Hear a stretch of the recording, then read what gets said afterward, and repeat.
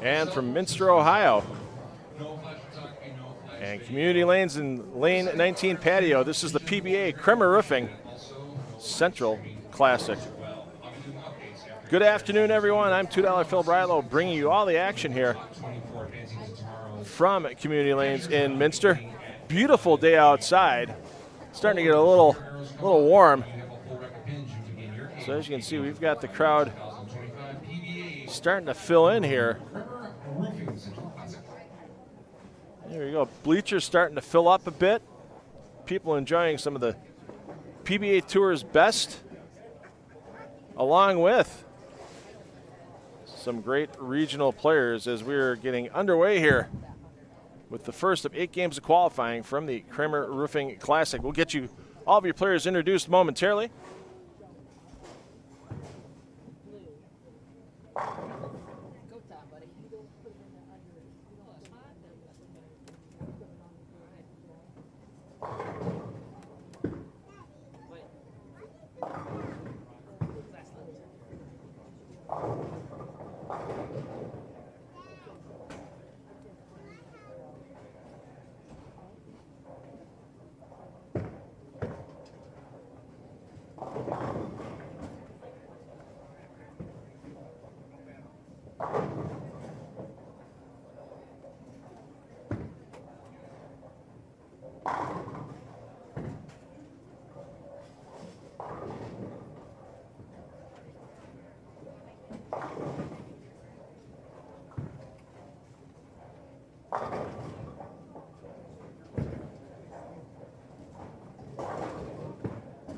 So we've had a fresh application of this 43-foot Earl Anthony pattern out between A and B squad. Had a nice chance to sit for a while. And a big break and an opening shot there for Logan Duncan. 3 bowlers on most pairs today. Got a couple of pairs with 2. So a pretty quick pace for qualifying for all players on this squad. Alec Keplinger, your bowler A on 1 and 2. Logan Duncan, your bowler B, your double A. Simon Moat. Michael Davidson is your bowler A. Austin Burden bowling as a guest, your bowler B. And Evan Gens, your bowler double A on 3 and 4.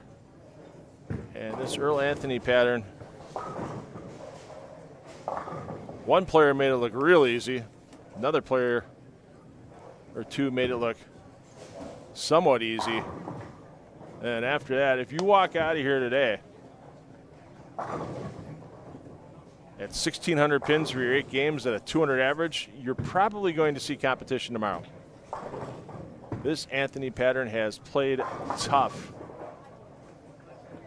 So let's just give you a quick rundown of your bowlers off of A squad. We'll give you your top 8 because we're taking 24 tomorrow, so if all things were fair, right, and just in the world, obviously it would be 8, 8, and 8 off of each squad. But we go by PBA rules, and it's the top 24 overall qualifiers between the squads that will advance.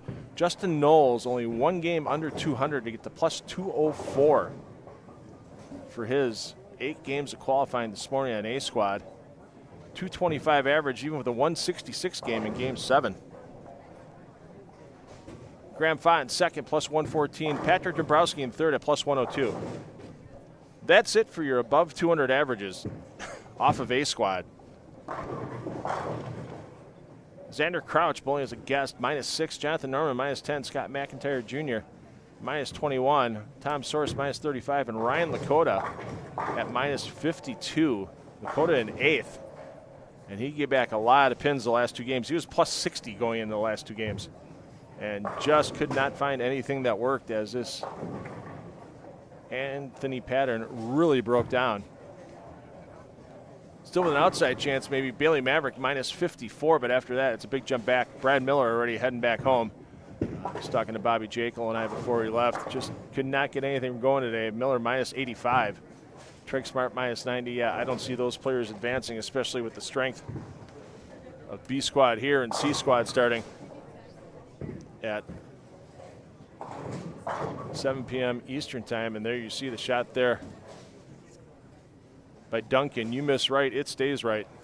This pattern's about 2-to-1 ratio inside to outside, and it's pretty heavy through the front part of the lane. And I'll tell you what, a lot of players early on A squad came out with really aggressive equipment for the fronts. I don't think that was the right move. Really got things squirrely for everybody across the house. I mean, tour professionals like Knowles, Fa, and Dombrowski, they see it all the time. They know how to make those adjustments. Other players, not as much. Let's get you over to lanes 7 through 10 for your introductions for the players on this pair. PBA Tour player Frank Snodgrass, your bowler A on 7 and 8. Brandon Flory, your B. Ethan McDonald, your double A. Over on 9 and 10. Matt Kuba is your A. Max Sturgeon bowling as a guest, your B.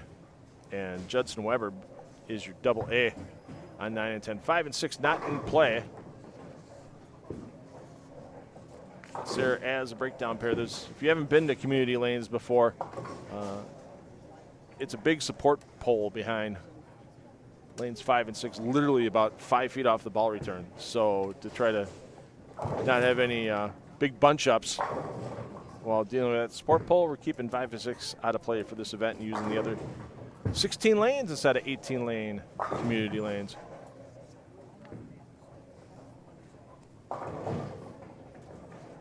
Yeah, it's going to be interesting to see. I mean, a player like Graham Fa, he gathered a lot of pins early. Came out of the gates 246 and then struggled for the next 3 games, 192, 197, 184. And a nice bounce back at the end to get to that plus 114 number with 222, 205, 223, 245. And then our only other player in the plus, Patrick Dombrowski. Just nothing super big all day. 258 in game 6. But he had 4 games between 185 and 193. Talk about the definition of grind. That's it right there. His other 3 games, 226, 234, 228. To get him to that plus 102 number, and that's 3 bowlers we'll definitely see tomorrow when that round of 24 action starts here at 11 a.m. Eastern on the PBA YouTube channel. I want to thank everybody for tuning in. Please share that PBA regional action is available to watch for free.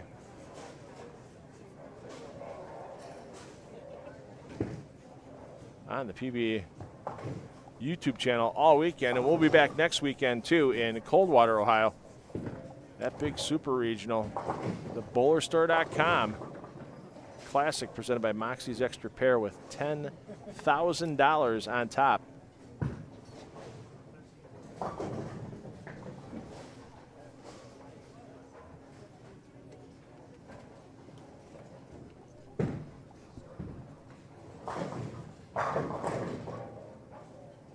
Zeke Bate, your defending champion in Coldwater.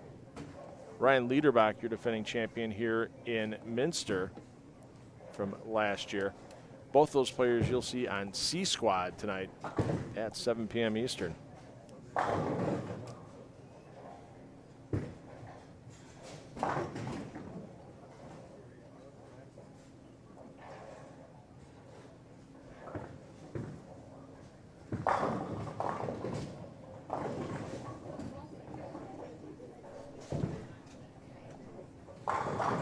Oh, and Matt Kuba, he's got to be tired already today. Kuba, part of the management staff here at Community Lanes.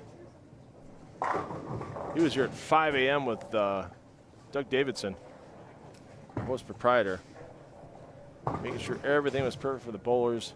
It's a big old cooler of bottled water for the players, lots of snacks. They had a great buffet outside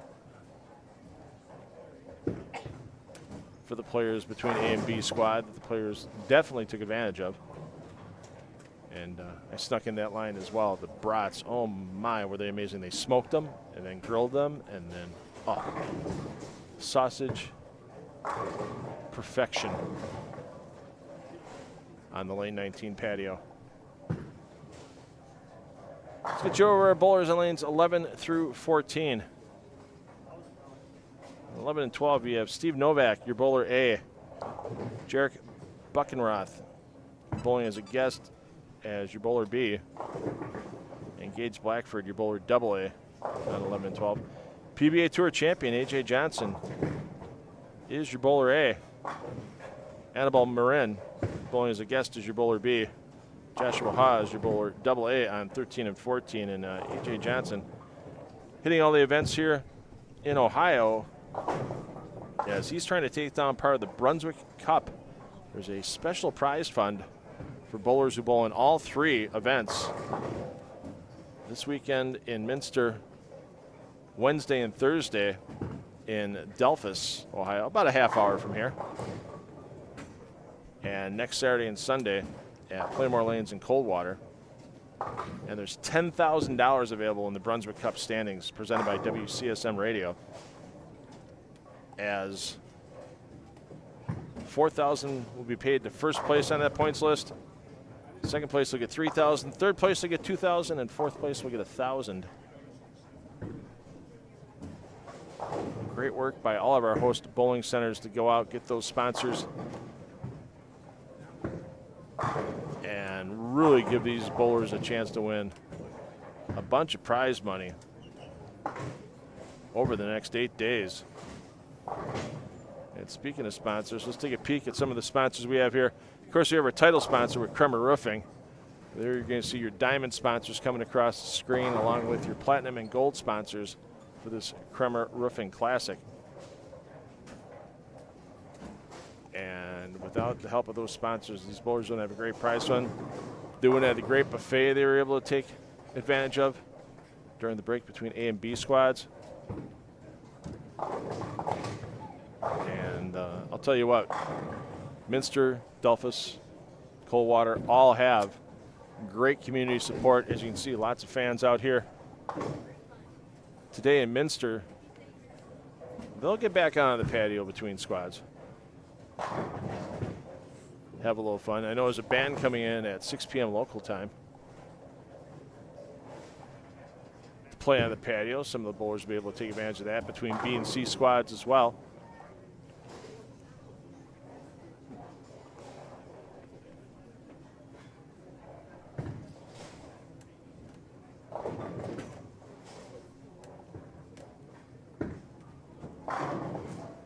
Johnson with a great toss. Get a double on the board. Let's go to our final grouping.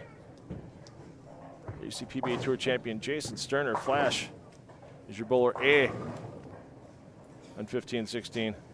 Bill Gusko is your bowler B, and Ian Kane, your bowler double A on that pair. Kane was in the 70-foot lane on that shot. My goodness. And just a twosome on 17-18. Chandler Stevens, who we saw make the step ladder last year in the string pin test event at Easy Bowl that we streamed here on the PBA YouTube channel. Stevens crossing with PBA Tour champion Kyle Sherman. As Sherman trying to get back above 200 pace here in this game.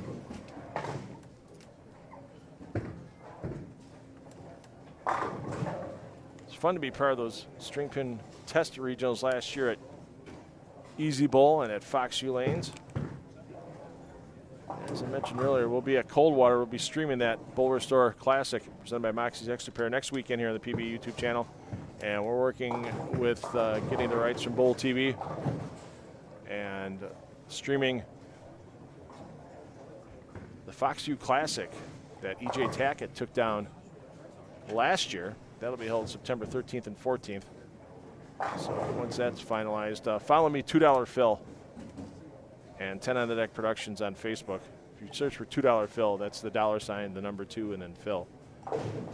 You'll find us. That was where we update not only our regional live streaming we do in conjunction with the PBA. Once again, thanks to Tom Clark, Chris Del Bene, Jeff Goodger for allowing 10 on the Deck Productions to stream these regionals on the PBA YouTube channel. We used to have to use alternate streaming locations, but now that we're glad that they're working with 10 on the Deck to bring you this great regional action. And we hope to bring you many more. So, and we want to thank everyone at Bowl TV for relinquishing the rights to this event. They have the digital rights to all the PBA events, no matter what level of competition it may be, and had a nice negotiation with the people in Arlington, and when they allow us to stream these regionals, and we have great sponsors with our host centers and with our season-long sponsor, h5gbrands.com. I'm always happy to bring you at streaming action. Brad, good to have you on board. Thanks for joining us. I know it's a gorgeous Saturday afternoon across the country. You know, people are running errands and such, and might not have the chance to watch live at the moment, but that's a great thing about the archives on YouTube. You can go back and watch any of the archives anytime. Even tomorrow, if you missed that stepladder live at 5 p.m. Eastern time, your scheduled start for the stepladder, you can watch that archive at your convenience here on the PBA YouTube channel.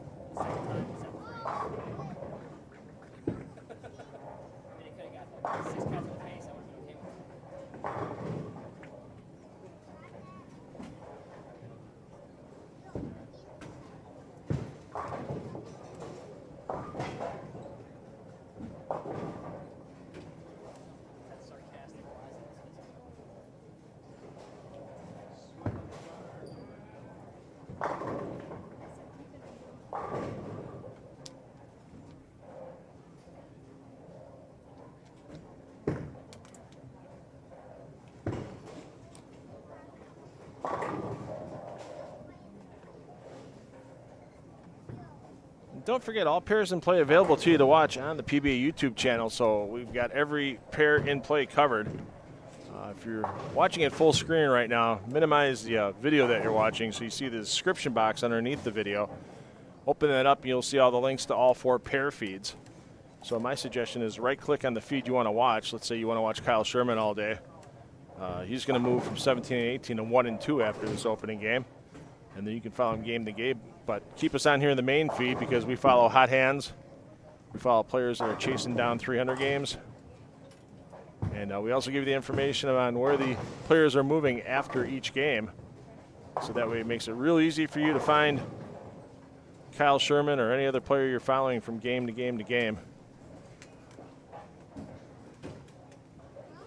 Here on the PBA YouTube channel. And Johnson can't get the 10 to go.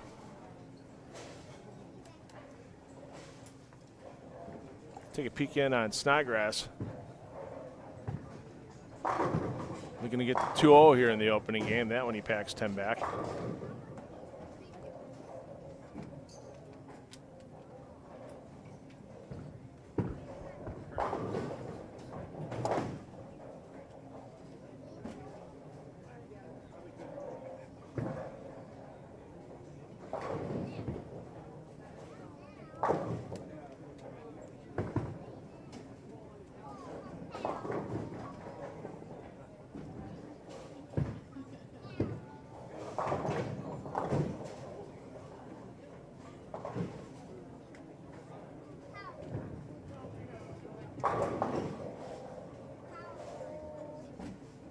So once again, after game 1, your players are moving a pair to the right. The players you saw in 17-18 with Sherman and Stevens are going to move down to 1 and 2.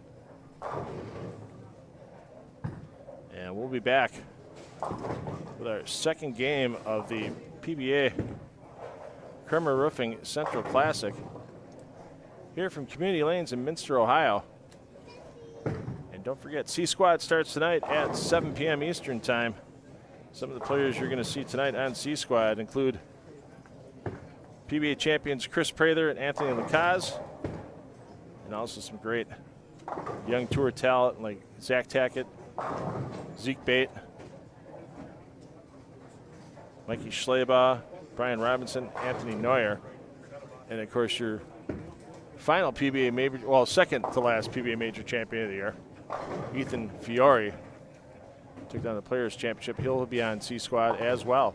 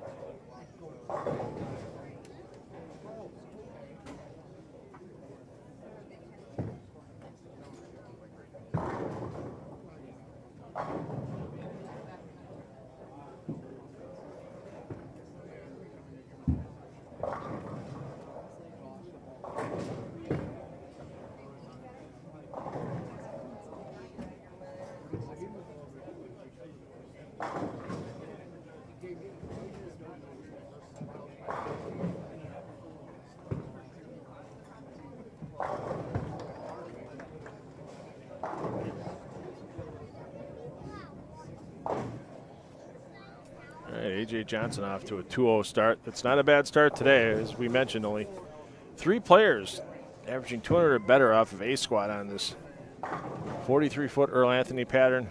Lots of volume in the pattern. 34.4 milliliters in the pattern. And we'll start you off here. Stevens is your A, Sherman your B, or pardon me, your double A on 1 and 2. Over on 3 and 4. Keplinger is your A, Duncan your B, Moat your double A. We'll get you that scoring update on A squad.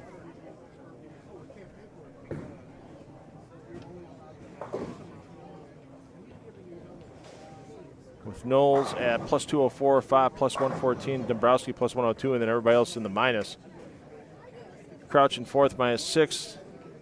Norman in 5th, -10. McIntyre Jr.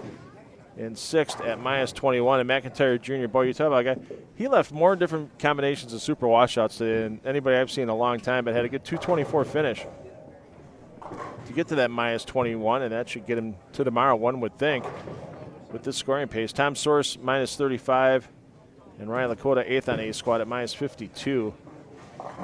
Round out your top 8. We're taking 24 to tomorrow. Going to drop the live scoring link in your chat right now, so you can follow the scoring game by game as it updates here from Community Lanes and Minster and this Kremer Roofing Central Classic.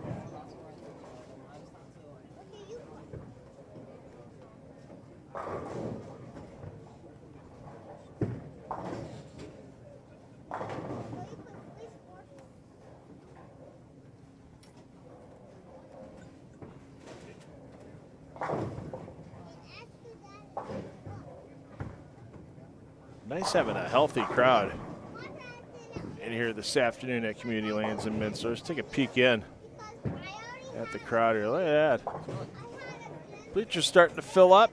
A few people standing around back there as well.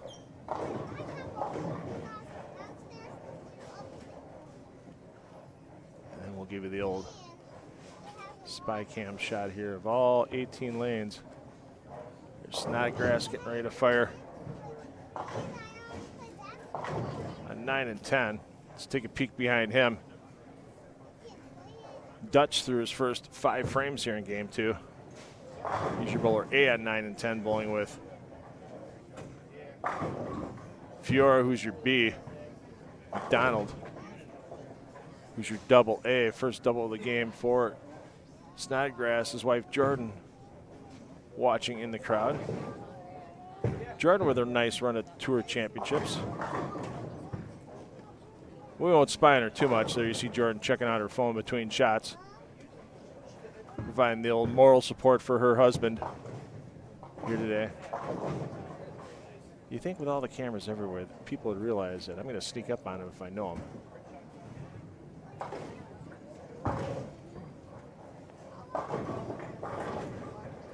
It's a little tough to get cameras down in the bowlers area today other than what you see on board here, and this is pretty much a, like I said, we get the old security camera look, but even looking down on the high end of the center, bleachers starting to fill up. Hey, Gene Perez in the house. You see him on C Squad. He's checking out some of the lines these players are using.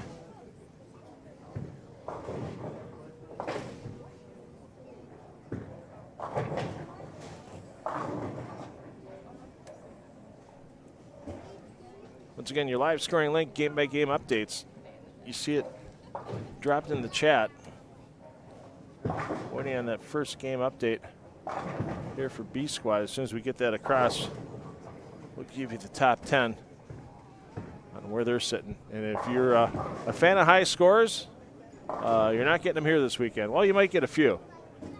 Definitely got it with Justin Knowles on A Squad. You got a couple out of Graham Fott, Patrick Dombrowski, but other than that, yeah, it's the only 3 players that were plus on the squad, and they all averaged at least 215 or 212. I'm sorry, and no one else averaged more than 200 on that squad.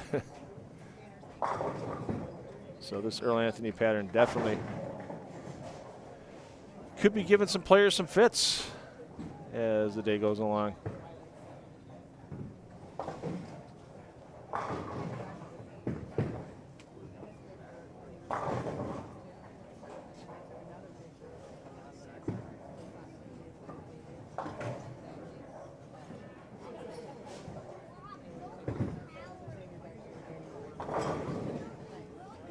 Let's take a little bit more of an up-close look on Steve Novak. So he's hitting on lane 14. And that one a little light.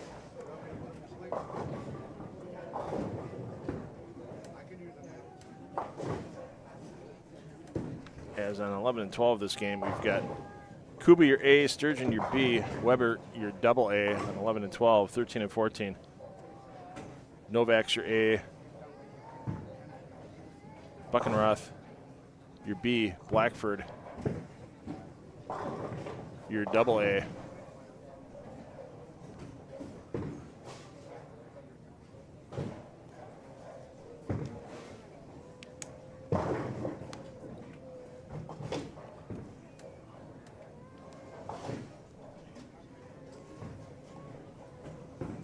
So 24 players advance tomorrow. They're chasing down their chance to take down the $4,000 top prize here in Minster. Similar top prize later in the week in Delphus.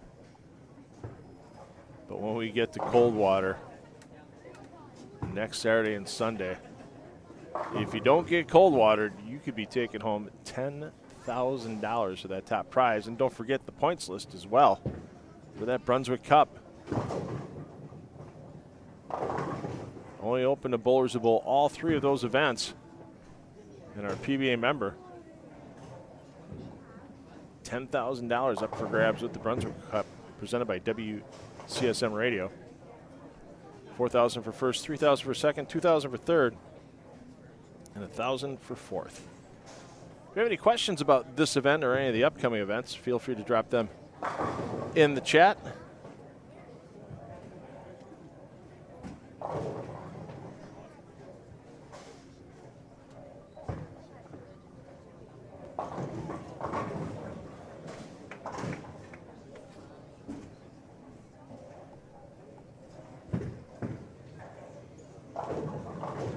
See Kuba trying to bounce back off and open, and that 2.8's not exactly going to be a piece of cake.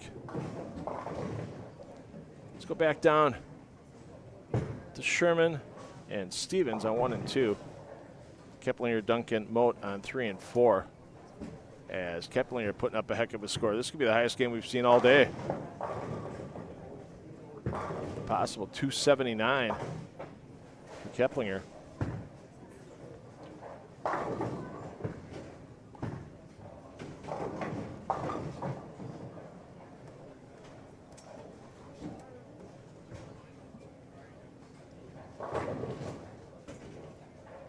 Well, 6 lays in front of the 10, and the head pin missed it by a good 1.5 feet. But still.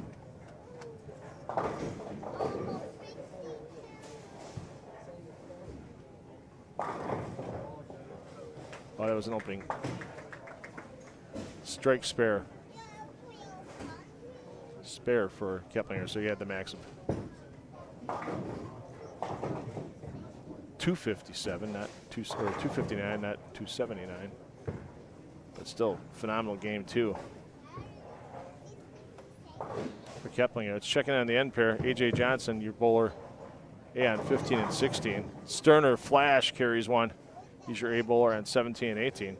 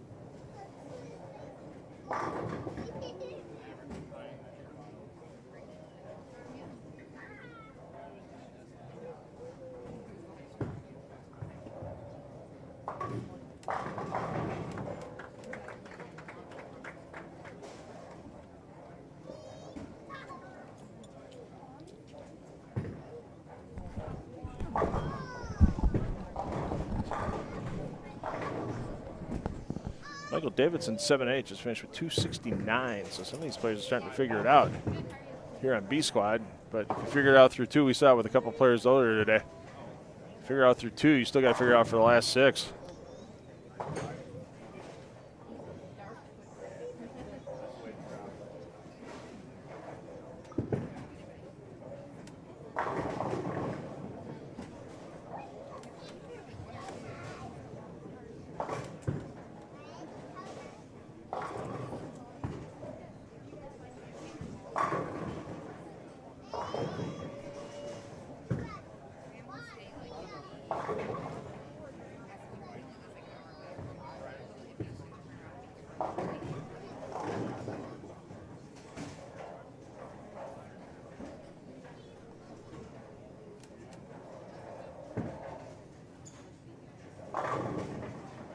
Wow, Matt Kuba just left the pocket 6-pin on 11 and 12. I have to see if we can bring it up as a replay here.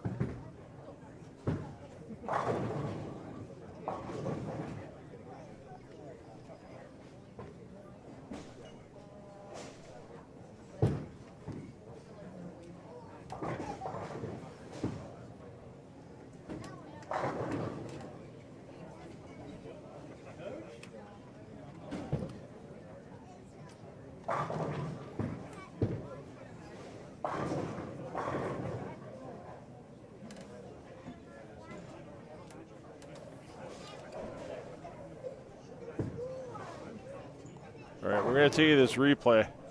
Thank goodness for YouTube sometimes. Let's get you over to Matt Kuba in the foundation frame. There's your pocket 6-pin. 3-pin gets sliced straight back on the entry angle. And you see him scratching his head on the way back.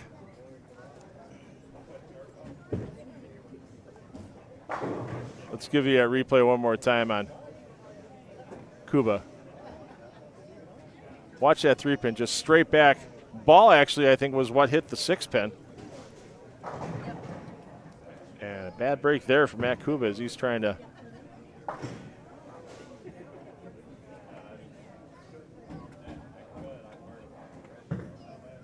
get to a quick start here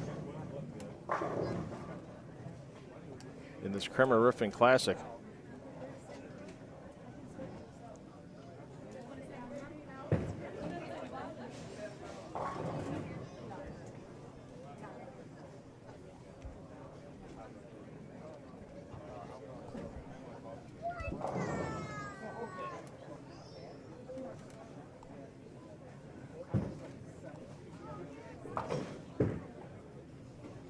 So we will get you your 2-game scoring update. I know that Bobby Jekyll's been working diligently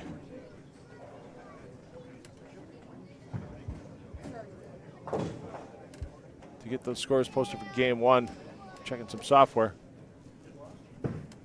And your player movement between Game 2 and Game 3 is skip a pair, land on the second. So the players you see on 15 and 16 with A.J. Johnson, they're moving down to 1 and 2. Sterner and company moving to 3 and 4. PBA Kremer Roofing Central Classic continues to roll on. And once again, thanks to our season-long sponsor for all the PBA regional live streaming, 10 on the Deck Productions, performs in conjunction with the PBA. H5G Brands, they are the official merchandiser of the PBA. Get some PBA swag. Get yourself ready for that 2026 PBA season. If you can't see it in person when it comes to your town after that schedule's announced, and buy your swag in person, get it from h5gbrands.com. And they've had some sale prices on some items recently, so make sure you go in and check that out. Game 3 coming up next.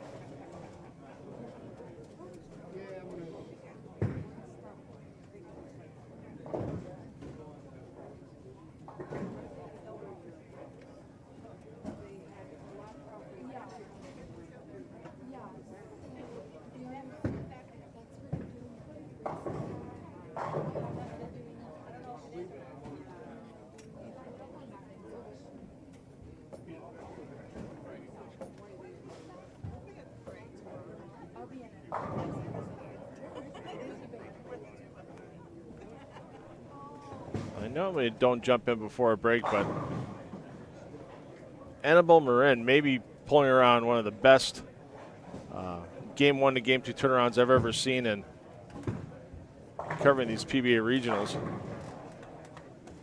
As he started his first game with 139, dead last on B squad.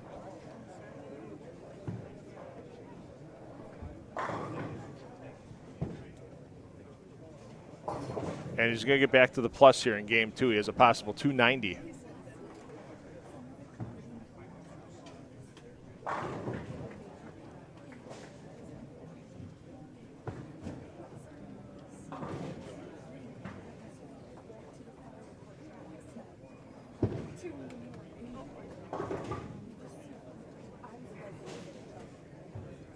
Talk about finding something after the first game. There you go. Absolutely flush in the pocket. Well, be a little angry at yourself, that's fine. Bowl pissed if you have to, but if it's giving you a chance for the last 11, I would just keep doing that all day long.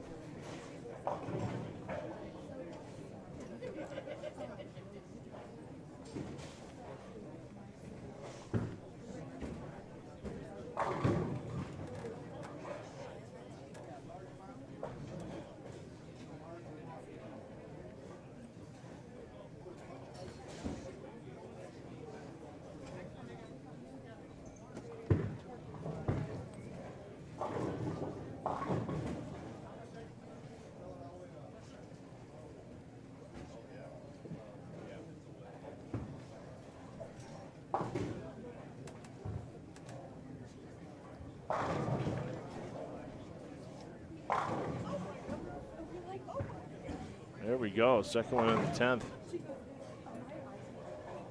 from Marin, and yeah. Out of the frying pan onto the plate as we get into Game 3 here.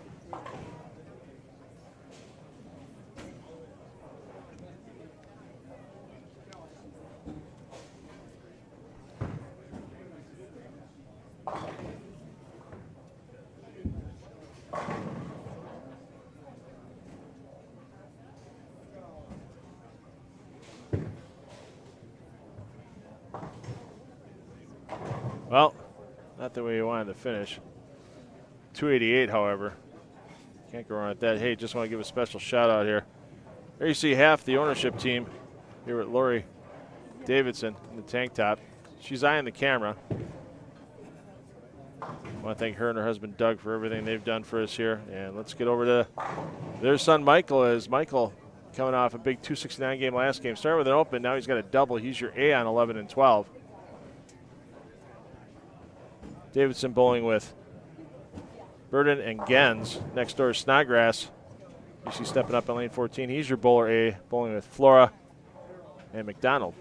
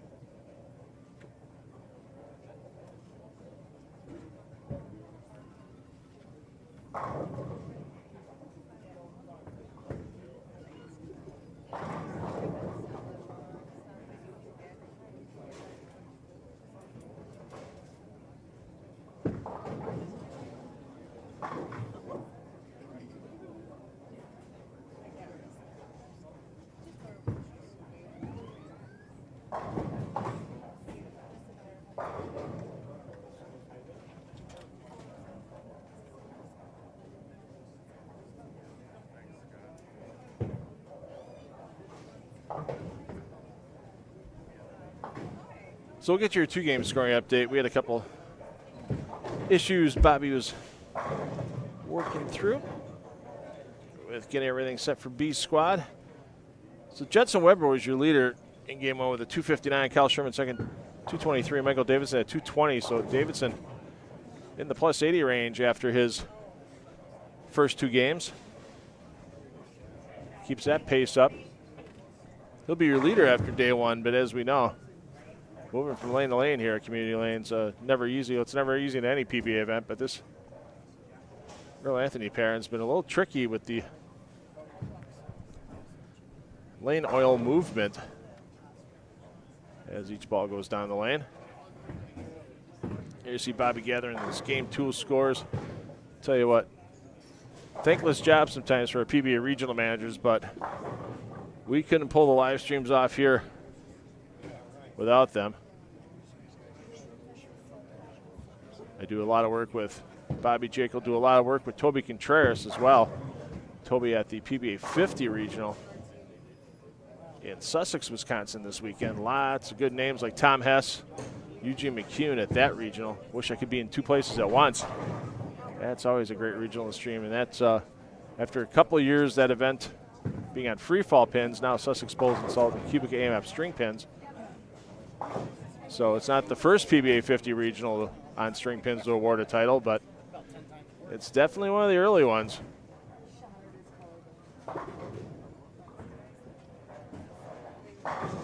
So in game one, we had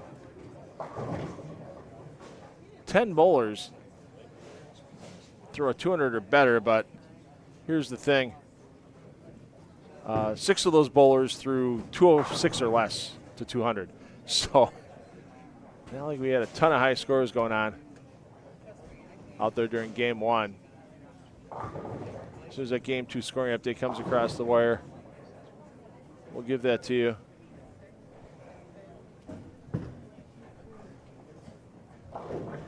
Ennis Vids, thanks for dropping in and watching. Fabian Lemans. Daria not here. Not that I don't enjoy Daria bowling. She's just done with the PWBA season, and I think she was at I know she was at a special event in New York after the PWBA Tour Championships wrapped up. So as Frank Snodgrass throws another strike on the board, and William asking any big names bowling this while on On A squad, you look at our top 3, it's all PBA Tour.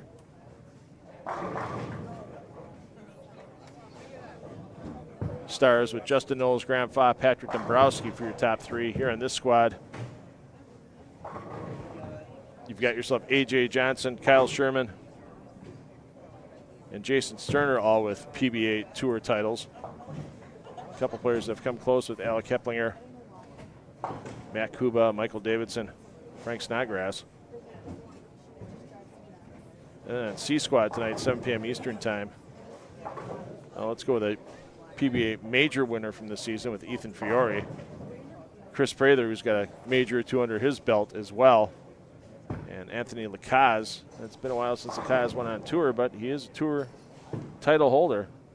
And throw some solid players on there as well, like Zach Tackett, Zeke Bate, Mikey Schleybaugh, Brian Robinson, Gene Perez, Anthony Neuer. And your defending champion here in Minster with Ryan Liederbach, your reigning PBA Central Region Player of the Year.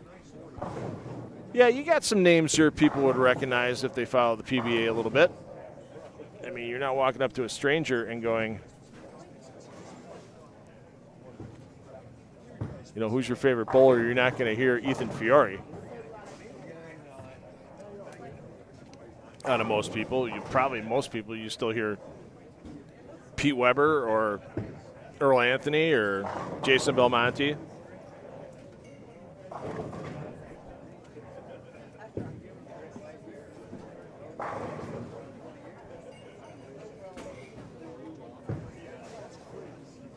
But good names here, nonetheless. Normally, E.J. Tackett bowls these events in Minster and Coldwater. Finished in the stepladder finals in Coldwater last year. AJ and his lovely bride, Natalie, though, doing some bowling events tied in with Jason Belmonte in Australia this week and next. So no EJ, but we'll see his brother Zach at all 3 of the events that make up the Brunswick Cup here in Minster, next on Wednesday and Thursday in Delphus, and on next Saturday and Sunday with the BowlerStore.com Classic presented by Moxie's Extra Pair at Playmore Lanes in Coldwater, Ohio. So if you actually get yourself a hotel room in St. Mary's or Salina, you can get to every one of those bowling centers in about 20 minutes. So it's nice for the players. I mean, it's a little longer than a standard national tour stop, but if you think about it, if you win here, if somebody was good enough to win here, win in Delphus, win in Coldwater, and take down the Brunswick Cup first place prize money, that's $22,000. It's not shabby at all.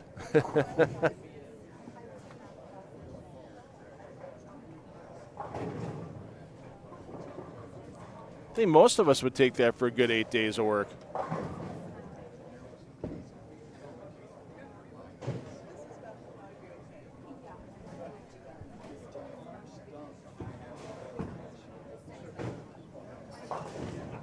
So here we go. Let's get you your 2-game scoring update here. Michael Davidson, your leader, stepping up now on lane 11. Davidson at plus 89. Jetson Weber drops back at second, plus 50. Kyle Sherman staying consistent, plus 46 for Sherman. Jason Sterner, plus 43. Steve Novak, plus 28. Annabelle Marin saw his big 288 game get him up to plus 27. Chandler Stevens at that same number. And then 8th on the squad would be Max Sturgeon at plus 5. I'm sorry, Keplinger at plus 23 would be 8th on the squad. Right now we have 11 players averaging better than 200. But we had that same thing earlier this morning on A squad, and once we got to game 4, we had like 5 or 6. And then once we got to game 8, we had 3.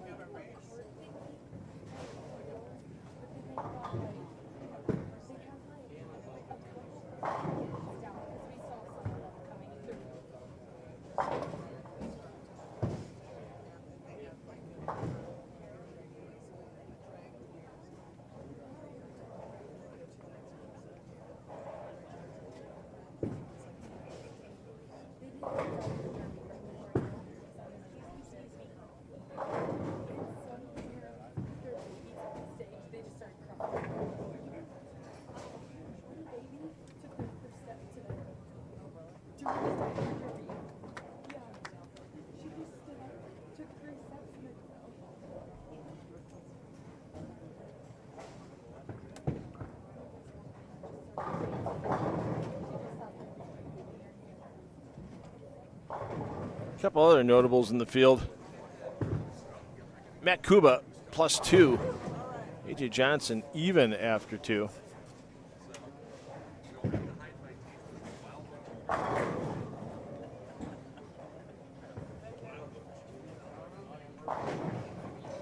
Let's check in on Johnson down on 1 and 2.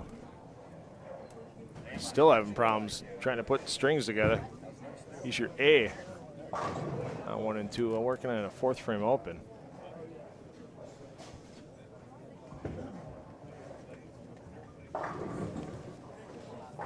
And that one needed an 80-foot lane. My goodness. That one never picked up properly. Jason Sterner, though, we mentioned Flash. +43 after his first 2 games, and Flash on the front 4 here.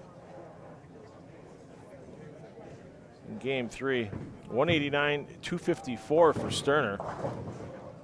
And now he's made the turn from the high end to the low end. Talking to some of the players in the practice session yesterday, it seemed like you're bowling in 3, not distinctly different houses, but 1 through 4 plays a little different than the middle 7 to 14.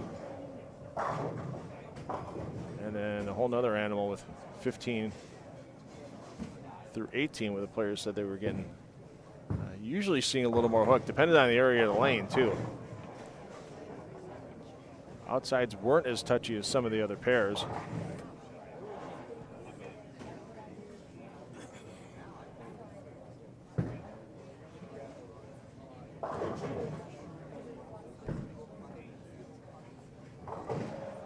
King gets 2 out of that bunch.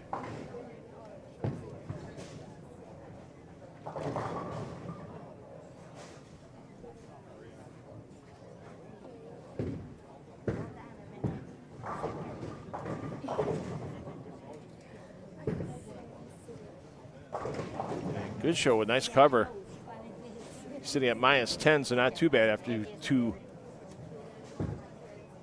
for good show. Let's see what Flash can do here.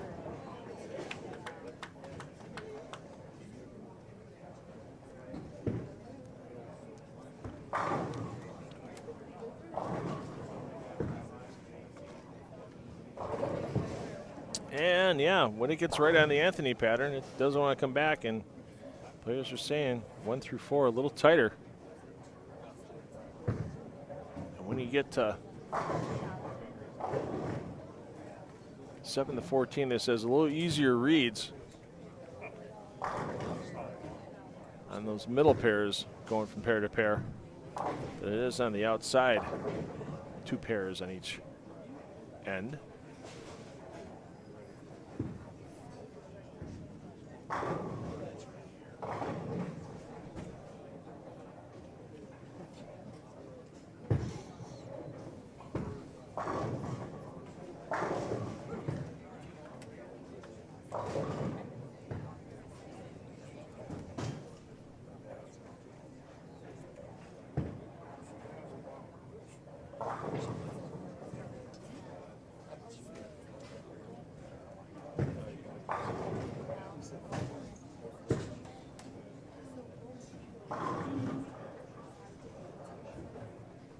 See if Flash can hook it across the face of the 2-4 here and get all 4 down. Nope.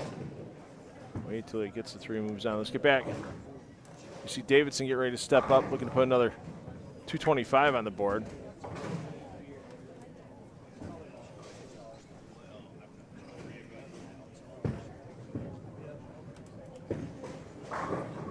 Kind of figure a little extra pressure being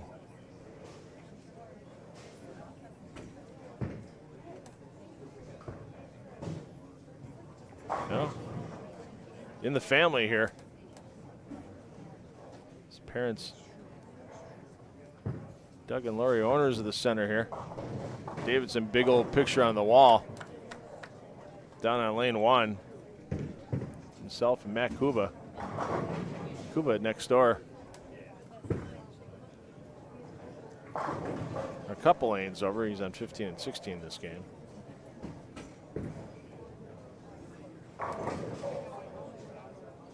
Checking on Kuba's attempt as he had the front 6. Now he's looking at not back-to-back opens. I mean, this is choppable. And he just got the 10 down. Back-to-back opens really would have been painful there for Kuba.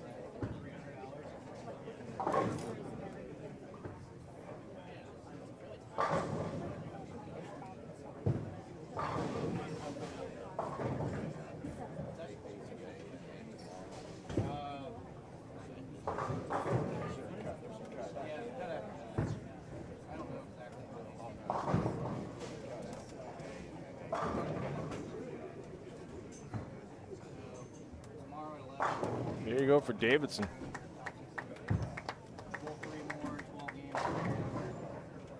Another solid game that's going to move him in the triple digits to the plus after 3. Justin Knowles did that on A squad, ended up being our A squad leader.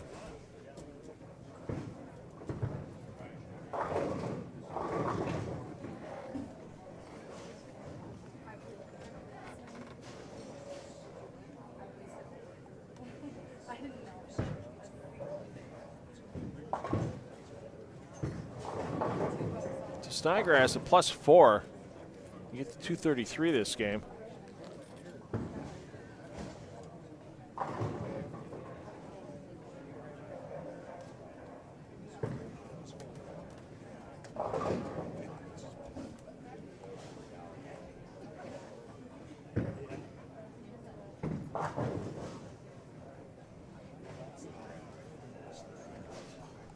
Once again, you see these right-handed players creeping more and more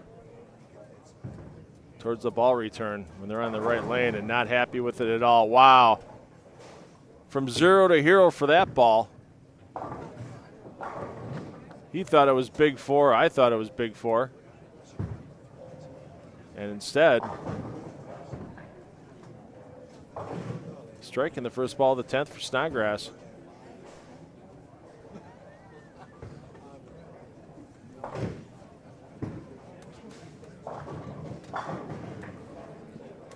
So we'll get you the rundown after 3 games when we get back. Your players between game 3 and game 4.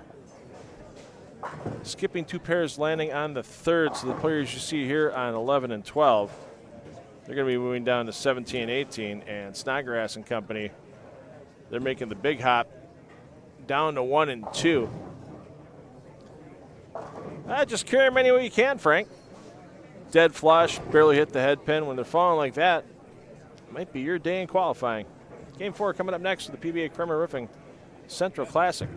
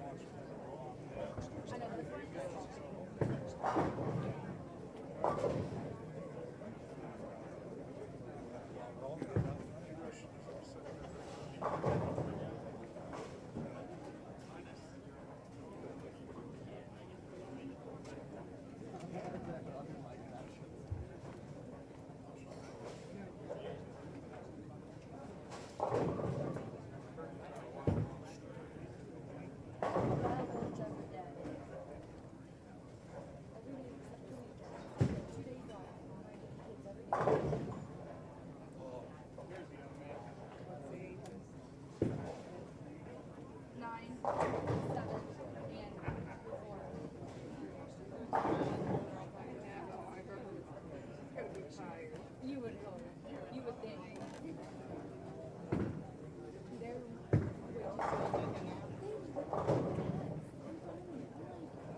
you don't speak like that. I'm not like, mom and dad knows. I'm like, around me, you're not talking about what we're doing. They're a crazy bunch. And then, like, sometimes I have to watch, like, their cousins.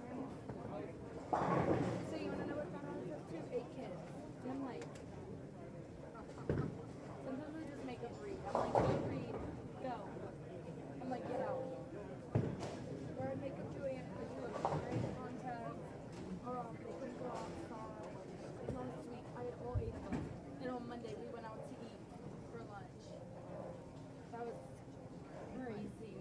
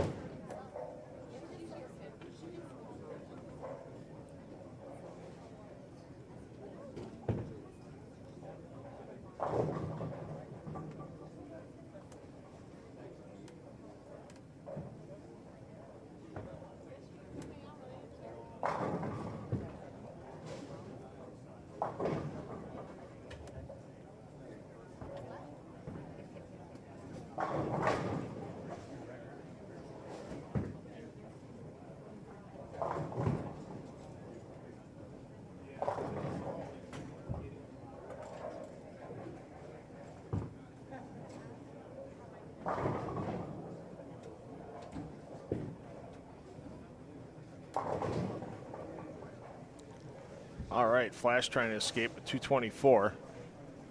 Michael Davidson, though, the hot hand here on B squad. He's done at 17 and 18. He started this game with a double. We will join him momentarily once Flash throws his fill shot. Flash back to the bag. Always good to get some extra intel.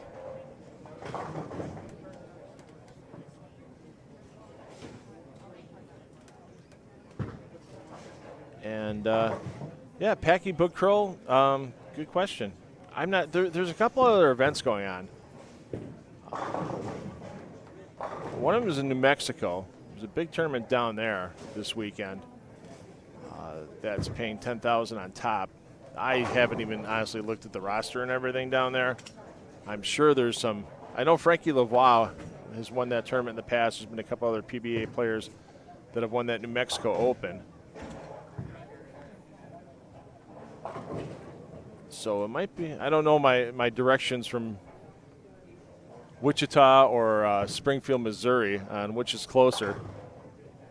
Minster, Ohio or Albuquerque, New Mexico. It might be a toss-up.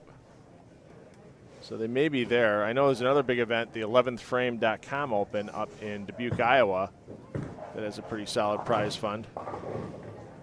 And that our friend Emil Williams Jr. is handling some live stream work there as well with his Bullstream TV. So I always like Emil. I've only had one chance to ever work in a broadcast with him.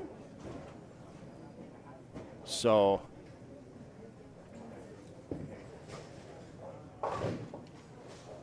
Emil Williams Jr., one of my favorite humans in live streaming,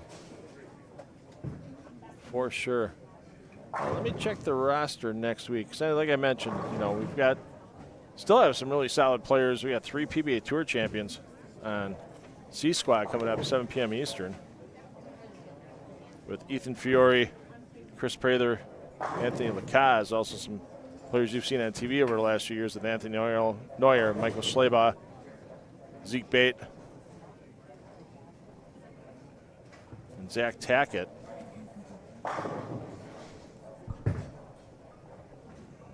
I don't know if the registration is available to me for Coldwater. Let me take a look. Yeah, here we go.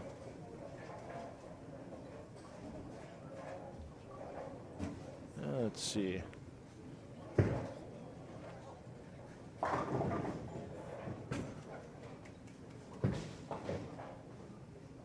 Yeah, I don't see Hanrahan on for Coldwater either. I see a lot of the same names I see here in Minster. Same, I don't see Boog Kroll either. So, and I know Coldwater is a sellout. There are a few spots still open here in Minster, but Coldwater is a sellout.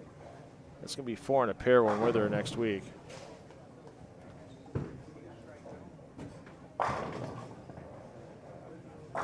Because that's also the final stop for the Brunswick Cup with this event in Minster, the regional on Wednesday and Thursday in Delphus, Ohio, about a half hour from here, and then in Coldwater to wrap it up with the next weekend. At Brunswick Cup, $4,000 on top for first place on the points list for those 3 events.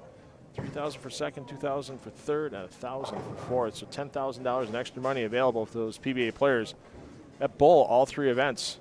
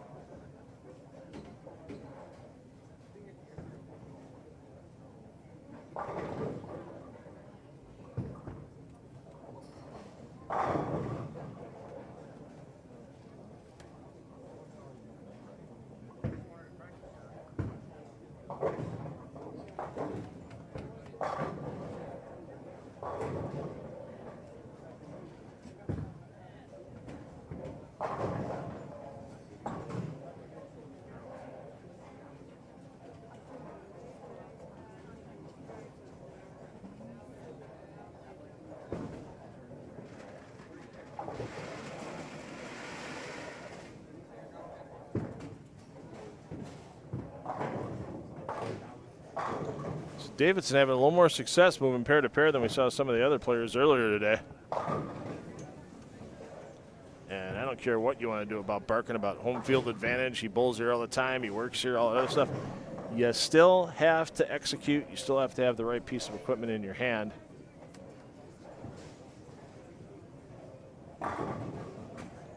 And especially on this tough Earl Anthony pattern. At a 2-to-1 ratio, 34.4 milliliters in the pattern. He could set it out there 8 days a week for 8 weeks before the tournament, bowling on it by himself, and it's not going to break down the same way with having all these other players crossing pairs as well. You still have to execute. You still have to make things happen yourself, and Davidson definitely doing that at the moment.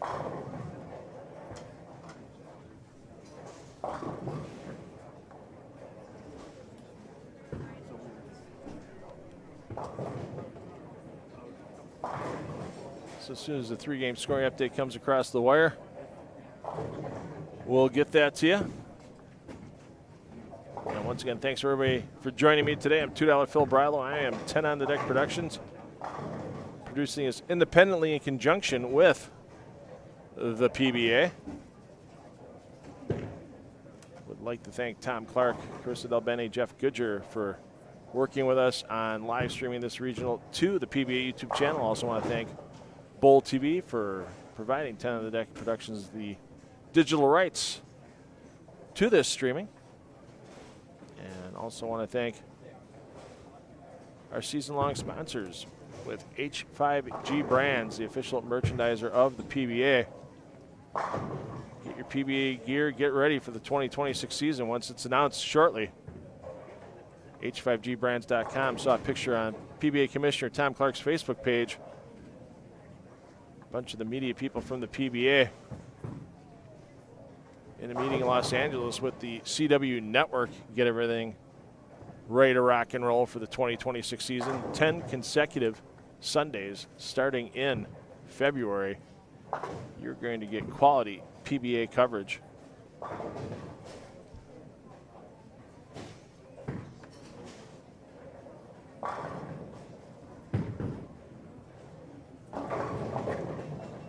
So, Nick, the N prefix before a person's name, if you're looking at the live scoring, it means they're a non-member. It means they're bowling as a guest. So the event did not sell out to PBA members. So, hey, how about that? The old backdoor. 6 takes down the 3, takes down the head pin for Austin Burden. So once that happens, they open an event, whether it's a national tour event or a regional tour event. They open it to non-members. They pay a higher entry fee, and non-members can only cash in 2 events a year. So that's why they are designated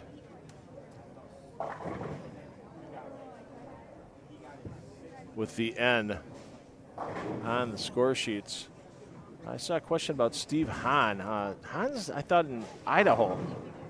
Hahn might be at the Dave Houston Open. events happening out there. There's no live streaming on that event. Let me check on the PBA regional page at the roster and see if Han is on it. No, Han's not out there either, so I think Han's just bowling Northwest Region events on occasion.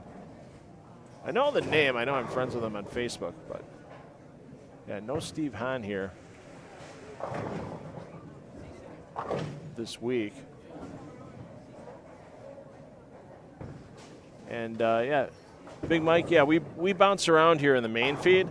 So if you look at the description under the video you're watching here on the main feed, if you open that up, you'll see all the links to the 4 sets of feeds we have. We're covering every lane in play, 2 pairs per feed. So let's say right now, if you want to go down and watch Kyle Sherman, Sherman's down on 13 and 14. You can click on the feed for 11 through 14 and watch Kyle Sherman, but right-click on it, open it up in a new tab because you don't have any commentary on those pair feeds. It's simply just the ambient audio.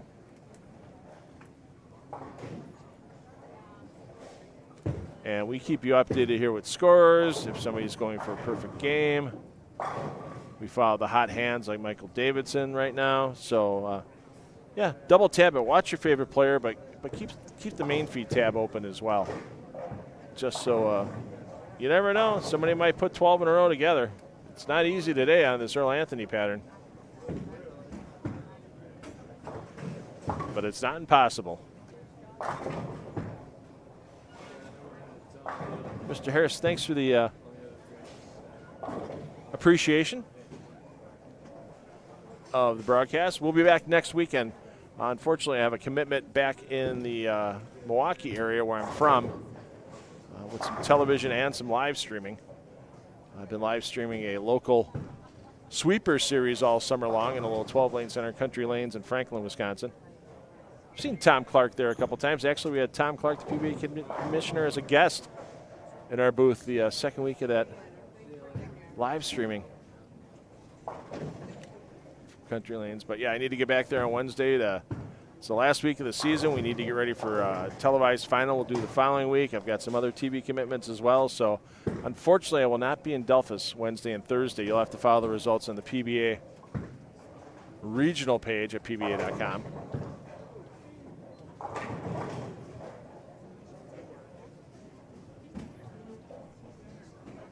But I'll be back next weekend for you from Playmore Lanes, about 20 miles to the east, 20 miles to the west here in Minster, Coldwater, Ohio, and the PBA BowlerStore.com Classic presented by Moxie's Extra Pair. Zeke Bate, your defending champion there. And once again, that is a $10,000 first place check. Not too shabby. I mean, if you think about it, if somebody's really in contention for that Brunswick Cup points list, and then they go and win the BowlerStore.com Classic, I mean, that could be a $14,000 payday for somebody. Get your first place in the Brunswick Cup, get your first place in Coldwater, and you may have to consult your tax advisor to figure out what to do with all that money walking out of Coldwater. So here's your leaders after 3. Michael Davidson, your only player in the triple digits at plus 114. Steve Novak up in the second at plus 92. He has Novak with a 264 game in game 3. Kyle Sherman just staying consistent. Sherman plus 72, 223, 223, 226. Give him 5 more of those scores, and he'll be more than happy to just take the rest of the day off and come back tomorrow. Jason Sterner plus 66 and 4th on the squad. Matt Kuba 5th plus 57. Alec Keplinger 6th plus 46. Frank Snodgrass in 7th plus 36. And Brandon Flora 8th plus 19. 11 players averaging 200 or more. That last player averaging 200 or more is A.J. Johnson. He's at plus 3. So Johnson definitely with some work to do. But A.J. on the front 4 here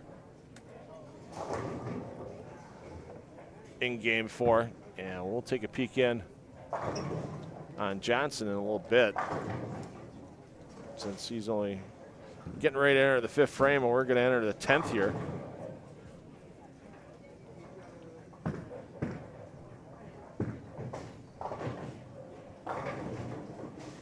on 17-18 with their leader, Davidson.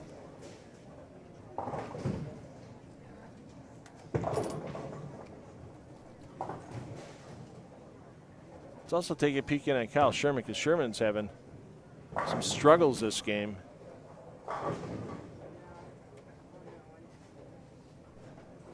While his lane mate Chandler Stevens is at +9. Stevens trying to put up a big game here.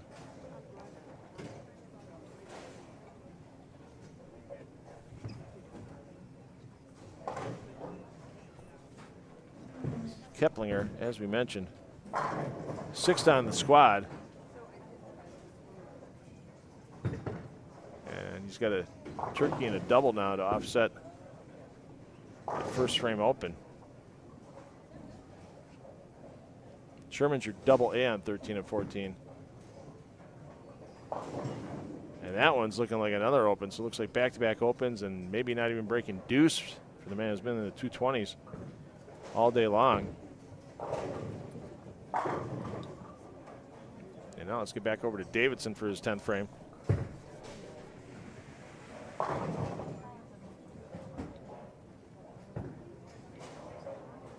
If you got any questions about any of the events coming up, whether it's finishing off the weekend here in Minster, the Dave and Diane Kill event in Delphus, or the BowlerStore.com Classic presented by Moxie's X Repair in Coldwater, drop them in the chat. I'll get to them as I can. I am the one-man production crew for 10 on the Deck Productions. You may watch other live streaming telecasts that have 2, 3, 4 people just in the booth alone, not even just on the crew. We're it. So me, myself, and I got here yesterday to set up all the equipment.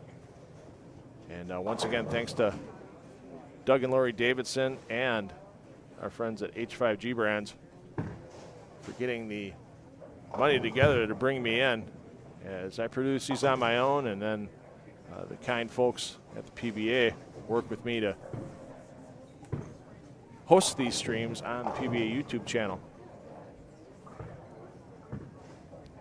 Davidson, can we get the 2? Oh, wow. Hello. Well, let's see how quickly he shakes that one off.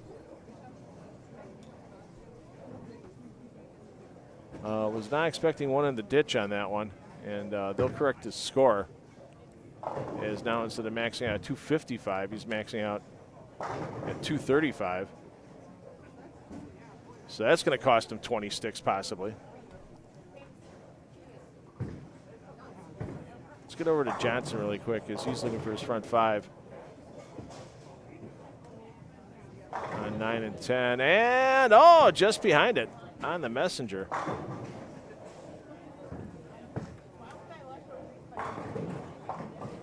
I don't think for Davidson there's anything there but a timing issue. Something got out of whack on the timing, and we've seen some 3 counts. We've seen some gutter balls on this Earl Anthony pattern if it gets right quick. These fronts are holding up a lot more than I think these players were originally anticipating. I mean, we saw nobody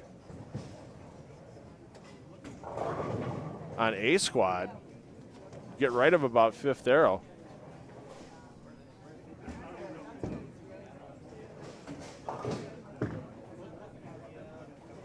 So Davidson laughing it off now. We'll see if he's laughing it off at the end of the squad. Let's check in on Stevens. Stevens looking to get 268 on the board. If he does, get that 10 out, not going to happen. So still in the 250s. I'll move him into the +60 range.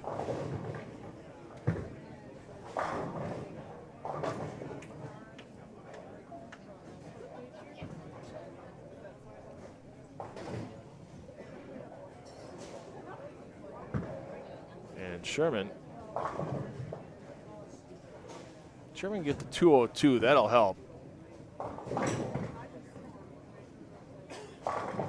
Those 2 opens in the 6 and 8 did not help the cause at all. So Sherman can stay in that +60 to +70 range. Even if he only gets the first one of the 10, keeps it clean, gets to 192.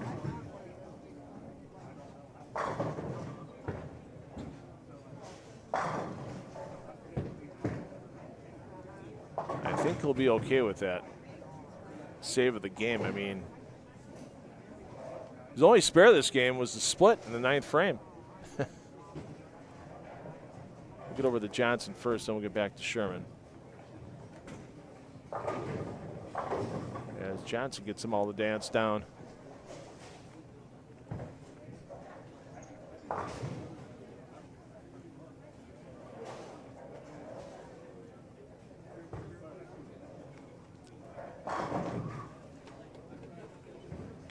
Taking care of business is Kyle Sherman at the moment.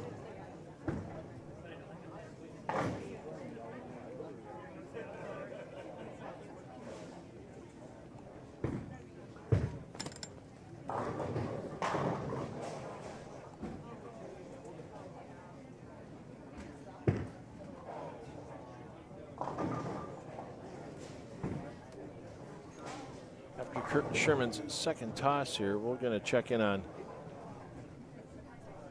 Snodgrass and Kuba, a couple players close to each other in the standings. Snodgrass 7th on the squad, plus 36. Keplinger 6th on the squad, plus 46. And that one's going to leave a 192 max for Sherman, but he's still hanging good. I mean, I said it first thing this morning. If you walk out of here with plus 80 on your scorecard, you're feeling pretty darn good about tomorrow. Because you have 9 games to catch up before the step ladder. You can do a lot of damage in 9 games. The Snodgrass is going to be at the 2-0 range. So he'll hang tough around, right around that plus 40 number. Kuba, though, having big-time issues. Kuba, if he can spare here, which he doesn't, he'll be in the 140s for a max, and Kuba was plus 57. He's going to give all that plus back basically in a game. That is going to be some serious trouble for Kuba. Let's check out Johnson.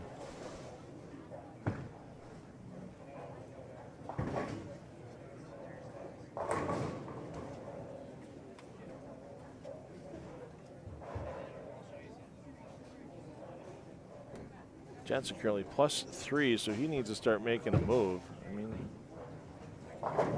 walking out of your even's not a bad thing. It's just a lot to catch up against the top 3 or 4 scores that are going to come out today, for sure. 205, 195, 203. Picture of consistency for Johnson at this point. Let's see what Kuba can do here for the finish.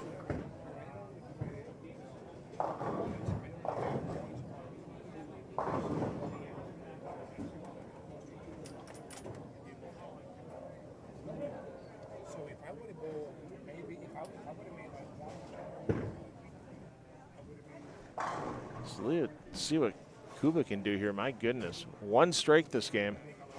5 splits, including 3 consecutive of various styles and counts.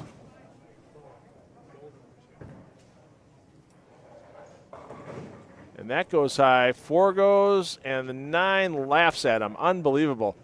I thought that headpin came around with enough force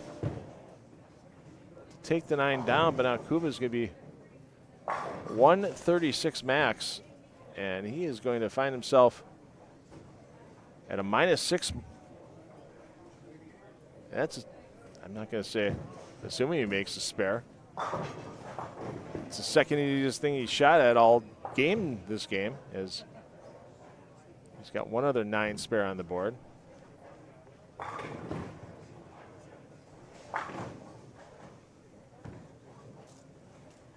He gets it to go, at least with the lower scoring pace. Kuba knows he's got room to come back. Problem is, pinfall carries over all weekend long. There is no match play in this event. It's simply elimination round after elimination round. We get rid of everybody but the top 24 scorers after qualifying today. Those players will bring their 8-game pinfall back in tomorrow at 11 a.m. for 4 more games. After 12-game totals, we'll drop the bottom 8. Continue on with 16 for 3 additional games. Keep piling on the pins. After 15 games, we'll have ourselves at our top 8. And 2 more games of pinfall added on to that will get us our seedings for our step ladder for our top 4 beginning at 5 p.m. Eastern time tomorrow. Marin, we saw that big game in game 2 for Marin, 288. He got to the plus. Now he finds himself back in the minus after a 146 game. So his first and third games fall short of his second game score by 3 pins. You talk about a roller coaster ride. And now Marin trying to come back this game. Can get to 235, can get himself back to plus again.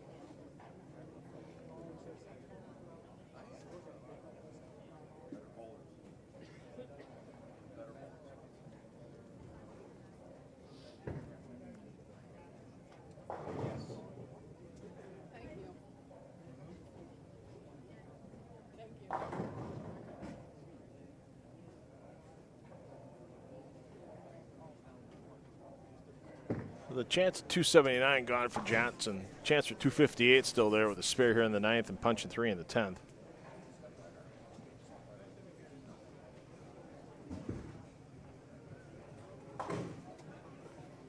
Yeah, once again, you can't hold great events like this Kremer Roofing Classic without the support of great local sponsors. And let's show you our Diamond, Platinum, and Gold sponsors for this Kremer Roofing Classic. Helped contribute to that $4,000 top prize. All the bowlers got to enjoy a great buffet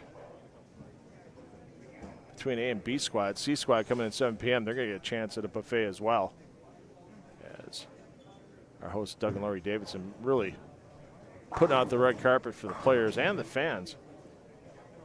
So it's been a little hard to dodge the bodies as I get around to our streaming stations for the lanes. Make sure everything's coming to you nice and clear.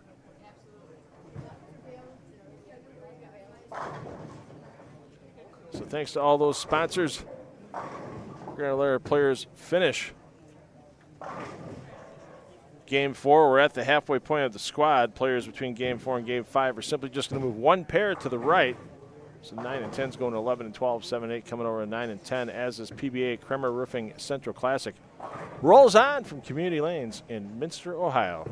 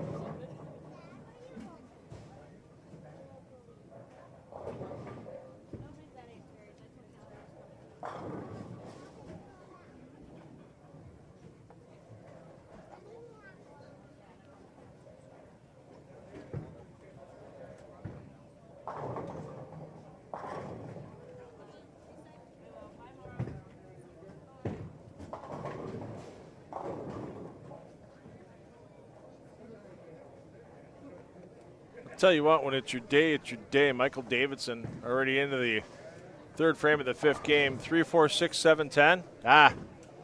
It's easy. That was the big roar from the crowd you heard a couple minutes ago.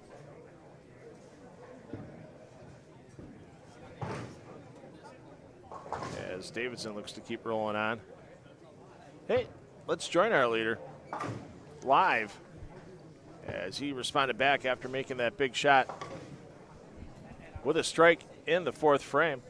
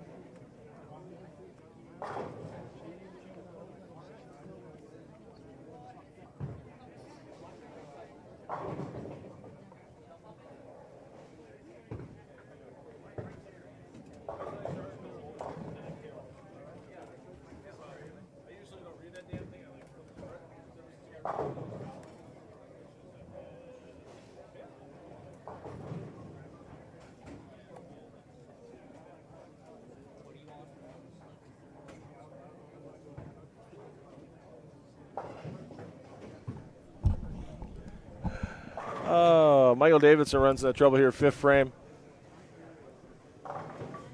Bowlers starting to come in for C squad already. Some are taking advantage of the buffet outside that's there for the players. Others just kind of checking out what's happening in the center where bowlers are playing on the lanes. We'll get you a four-game scoring update in a few minutes. As you just saw, A.J. Johnson's pair, Jason Sterner's pair, both just finish up. So it'll be a few minutes before we get the scoring update. Linda, yeah, actually, we're going to have Ryan in the booth game 6. So I just saw him about 10 minutes ago. I got a couple things I got to take care of here during game 5. Want to make sure I get all of our necessary things done. And, yeah, we're talking with our defending champion here for the Kremer Roofing Classic, Ryan Liederbach. During game 6, get his insight on what he's seeing on the lanes here and what his game plan might be for C Squad tonight. Taking a look at C Squad. A couple names I'm not familiar with. But there'll be a couple of lefties Ryan will have to share the lanes with, like Anthony Neuer.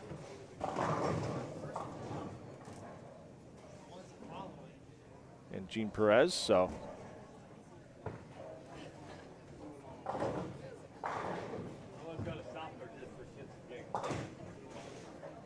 Oh, Linus Harding's to play more lanes. Holding court here this afternoon, stopping by Playmore, one of our silver sponsors. As Snodgrass decides that did not feel good. He's going to readjust some tape.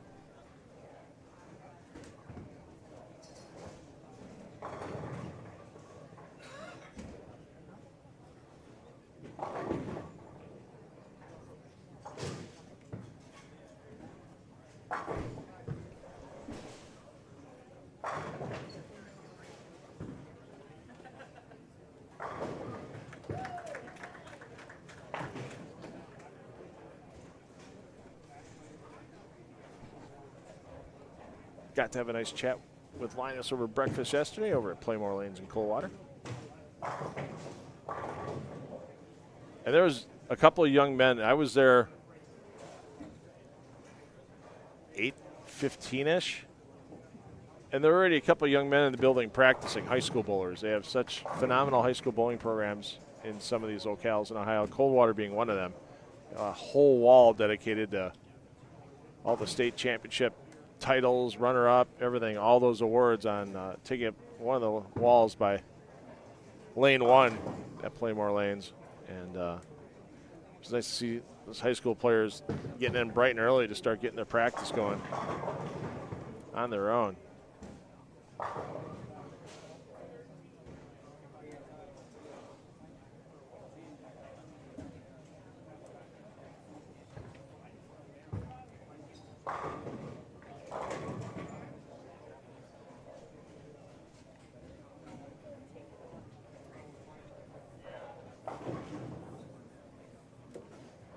So we're halfway through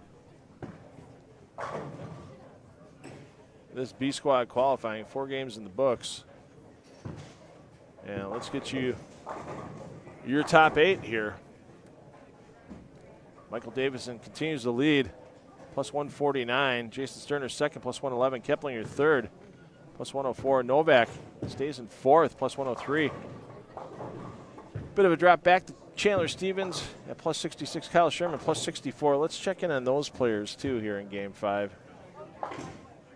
As they're up on 15 and 16 as a twosome. AJ Johnson, we saw his big finish to get to plus 50. And 7th on the squad, 8th on the squad. Frank Snodgrass at plus 38. Only one other player of the plus on the squad, Brandon Flora at plus 11. Cuba minus 7 after the disaster game on 3 and 4.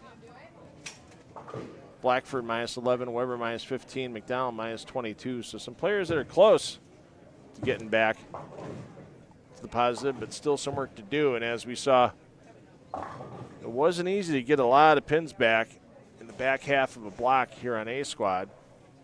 Maybe B will have a little more success.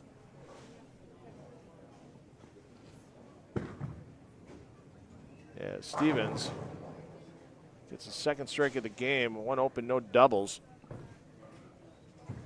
Oh, I'm sorry. That is double A for Stevens.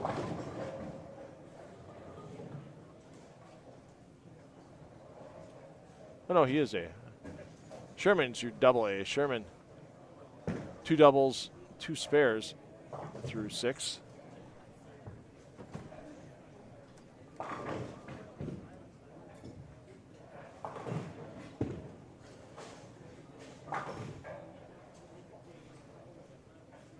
Checking at Keplinger. as he's up.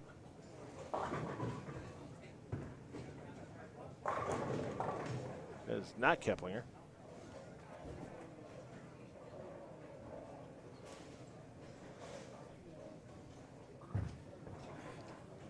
Kuba bouncing back, though. Kuba's your bowler and 7 and 8.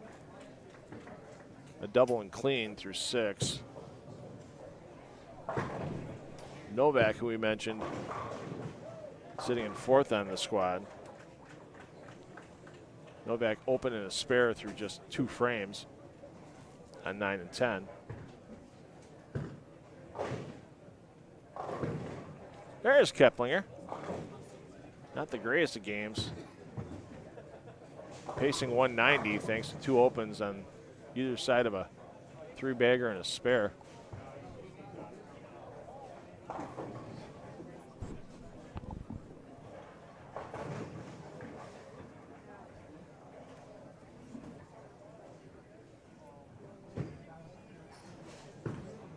And Sherman, as that one comes screaming high, but gets a huge break. 192 game 4 for Sherman, brought him back a few pins, but he's still sitting at plus 64. You walk out of here tonight with that number, and you're going to see some competition tomorrow.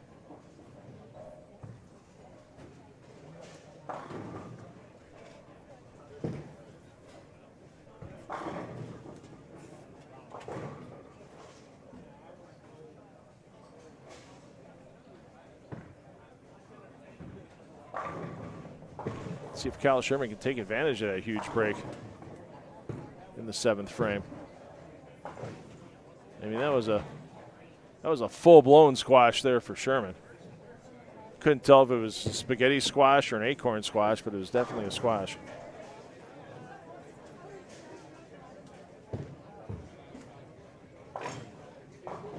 And doesn't take advantage of it. Big 4. Just peeking on Davidson foundation frame, looking to get to 255. Looking to catch up to that leading total from A squad, Justin Knowles at plus 204. And the 6-pin just falls to sleep. No chance for it to get to the 10. It's nap time.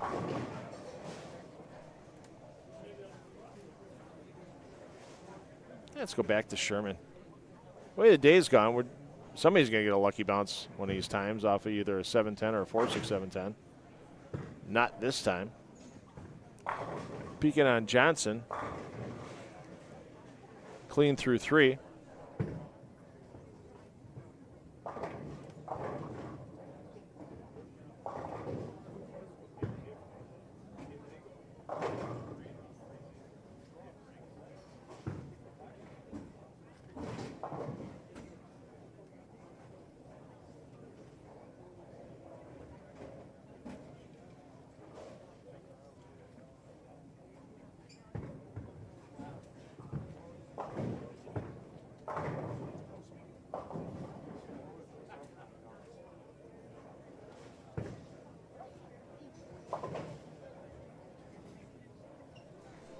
All right, Davidson stepping up after the spare on that 10-pin in the 9th.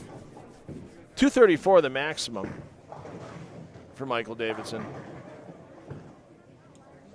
And he's made some small mistakes today. He hasn't made any big mistakes to this point.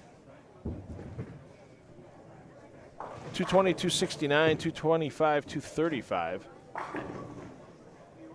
I know he's not fully clean on those 4 games. Man, you walk out of here with 75, 76 clean frames. You're coming back tomorrow on that one. Yeah. Stare at your hand all you want there, Mr. Davidson. It has defied you and your wishes in the first ball of the 10th frame.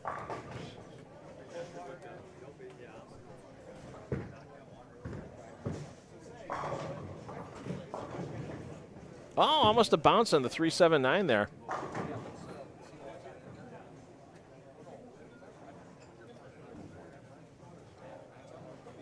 For Burden.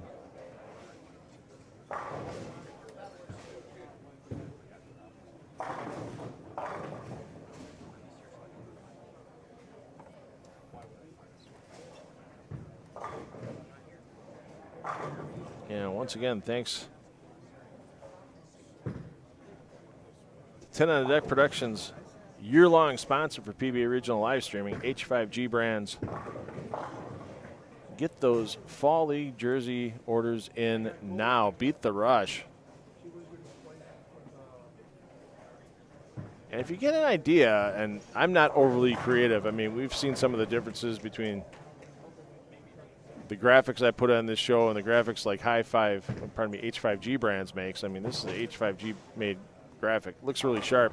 Tried to steal it for something else on my own, a little, change things up a little bit for a different use. And yeah, boy, I don't have that talent. Their designers are phenomenal at H5G. You get an idea, they'll make it come to life. I have a couple of really cool $2 fill jerseys that they've made.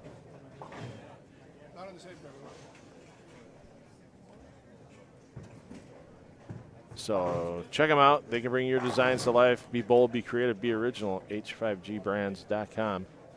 Linda, I'm not that good to know if there was a difference between A and B, how they're playing the lanes. I don't remember back that far. But Ryan Liederbach's going to be in the booth. He's been watching the last couple of games. We're going to bring him in Game 6, our defending champion here. Even though he's only worried about the left side of the lane, I know he's watching what the righties are doing as well.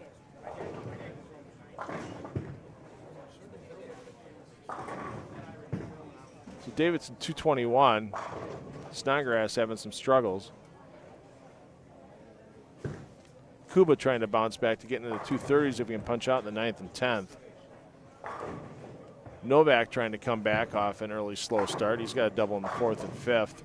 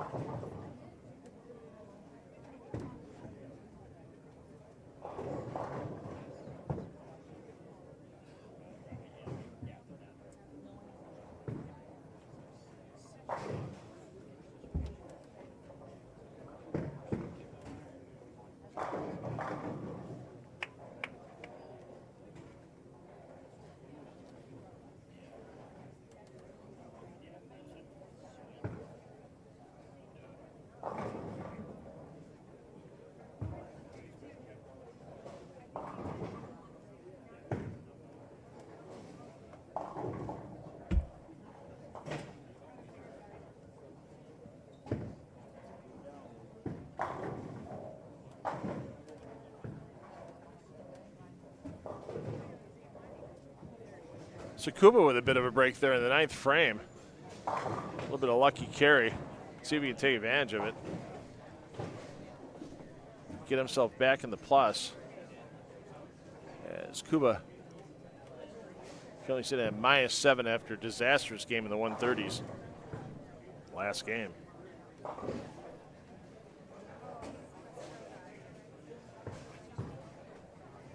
On line, a little high, almost got the 4 to go. But a little way to get some confidence back. You can get to 215 with a spare here and all of them in the 10th. Nowak having a quality game. Keplinger finishes in the 180s.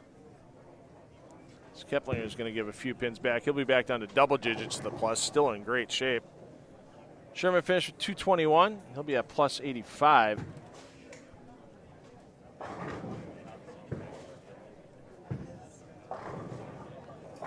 Stevens at 201 with an open in the 10. Stevens still at plus 67. So those players on that pair looking pretty good. Some of the players already done with this 5th game. For game 6, they're going to skip 2 pairs, land on a 3rd. So the players you just saw there in 17 and 18, they're going to go down to 7 and 8. Making a bit of a move right there. So skip 2, land on a 3rd. So the players you see here on 13 and 14, they're actually making the move down to 1 and 2 after this game is complete. Johnson. Pacing 2-0, double no opens to offset. Sterner having some problems. Sterner at 64 in the 5th.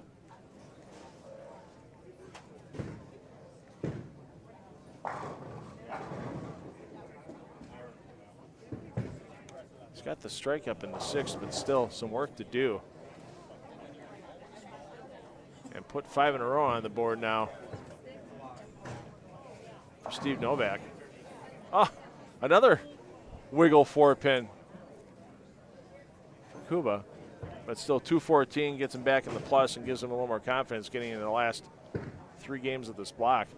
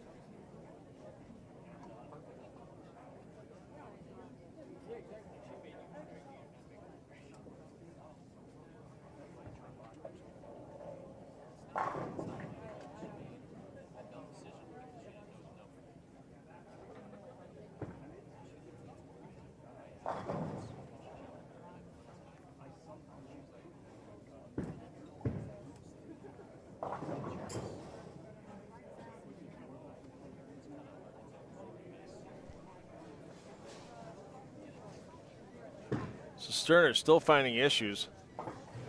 He's pacing 160 right now.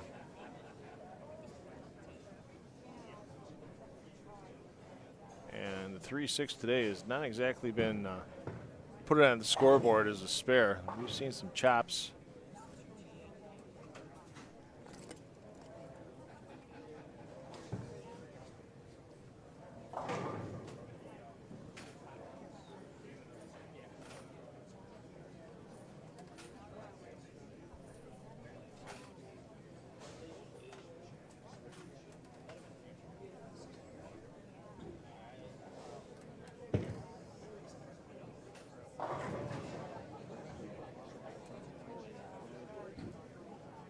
I don't want to say there was a 5-7-10 almost on lane 10, but the 5 was the second to last pin to go down, and the 10 was the last to go down, so infer as you will. And Johnson can't get the weak 10 to go.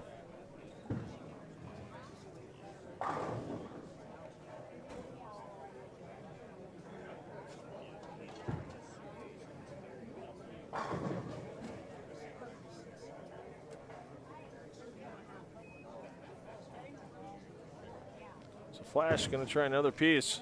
Goes to the bag. Maybe he's getting rid of a couple pieces instead. Okay.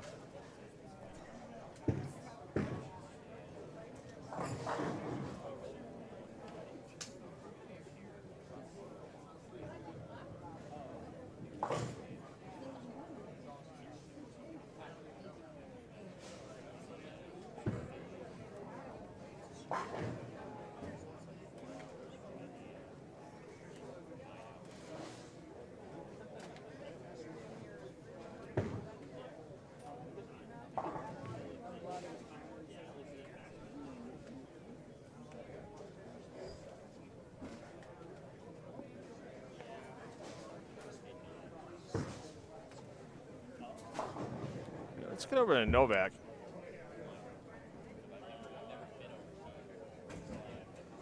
As Novak's sitting at plus 103 after his first 4 games, 4th on the squad. He's looking to climb into the top 2. Davidson obviously stretching out his advantage.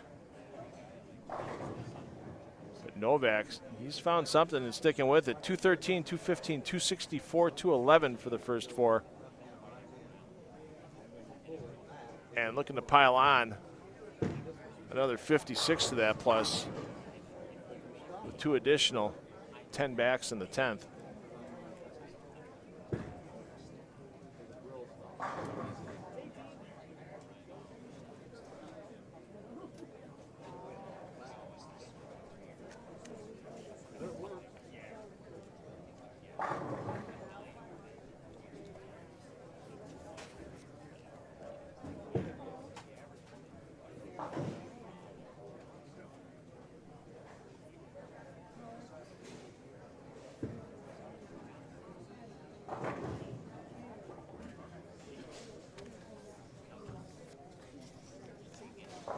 How about the day Novak's having?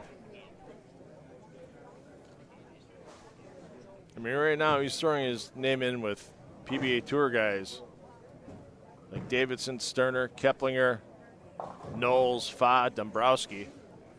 And he's hanging tough with those players. And that's what the PBA Regional Tour is all about. Sometimes players just have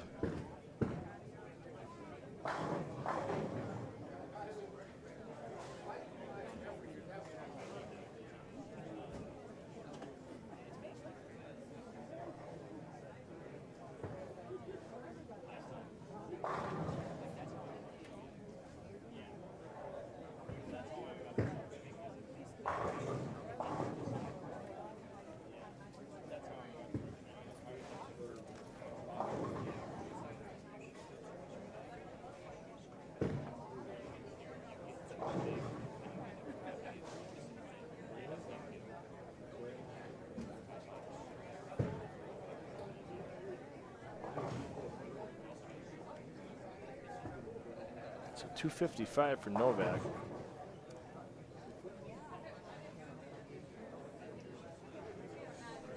Boy, you talk about a player that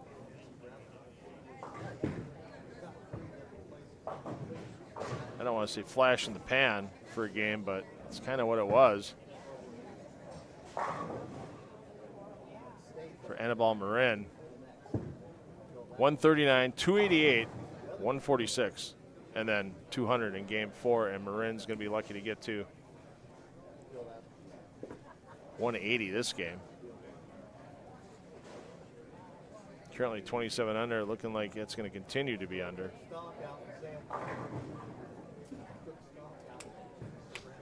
So your player movement between game 5 and game 6 once again. Skipping 2 pairs, landing on the 3rd. The players you see here on 13 and 14. They're moving down to 1 and 2 with Sterner, Gusho, and Kane.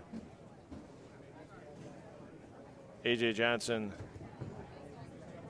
Anibal Marin, and Joshua Hall is going to get the other end pair on 17 and 18. We'll have Ryan Liederbach in the booth with us in a few minutes. We'll talk to our defending champion, ask him about what he's seeing on the lanes, what his game plan is for C Squad tonight as he and other PBA players will be taking to the lanes here at Community Lanes in Minster, Ohio at 7 p.m. Eastern time for their squad at the PBA Kremer Roofing Central Classic.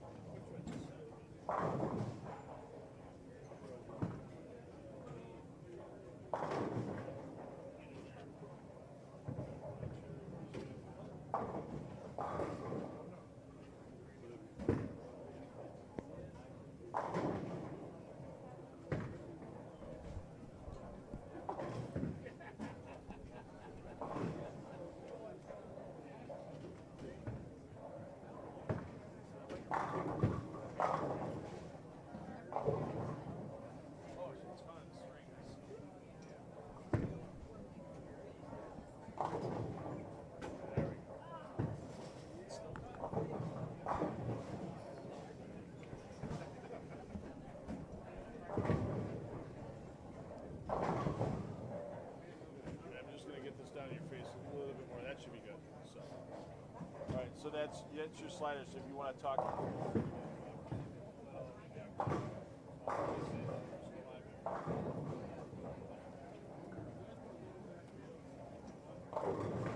All right.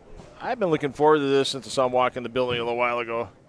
Want to make sure I had some time to talk to our defending champion, Ryan Liederbach. And Ryan, you're defending not only champion here, but also Central Region Player of the Year, if I remember correctly.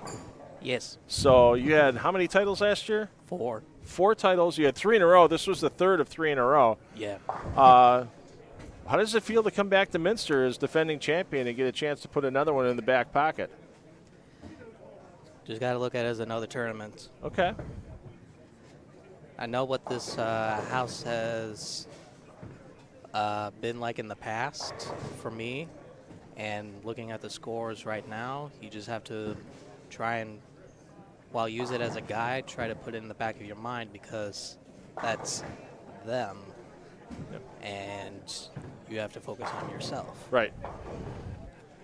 So right now, in the RPI points list, there's still quite a few events coming up in the Central Region. Mm-hmm. I believe there's at least 5 more that you'd be eligible for points for before the RPI rolls off at EJ Tackett and Zach Tackett's Bowling Center with Easy Bowl in Bluffton in that first weekend in October.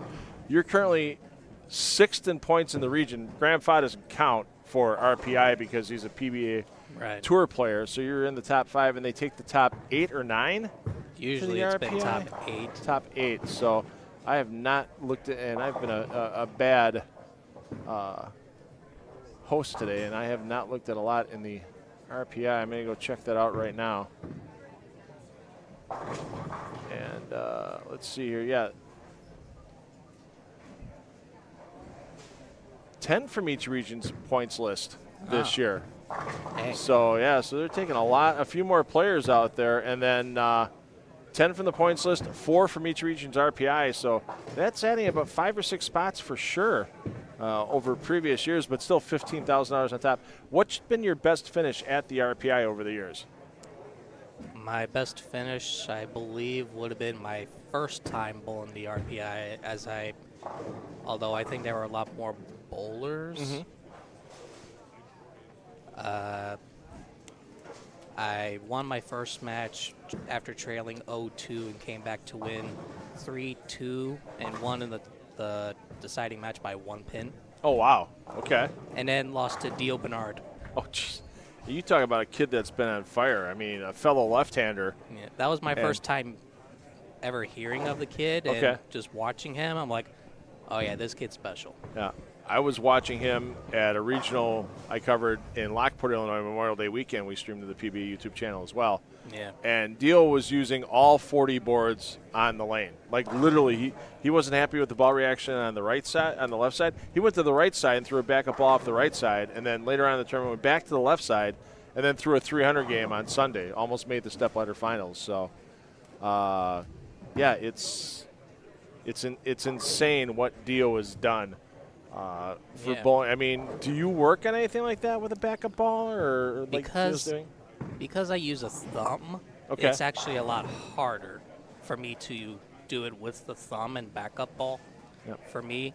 But I have had some experience in trying to drill up no thumb bowling balls, and I've tried to use it to try and practice my warm-up or backup ball.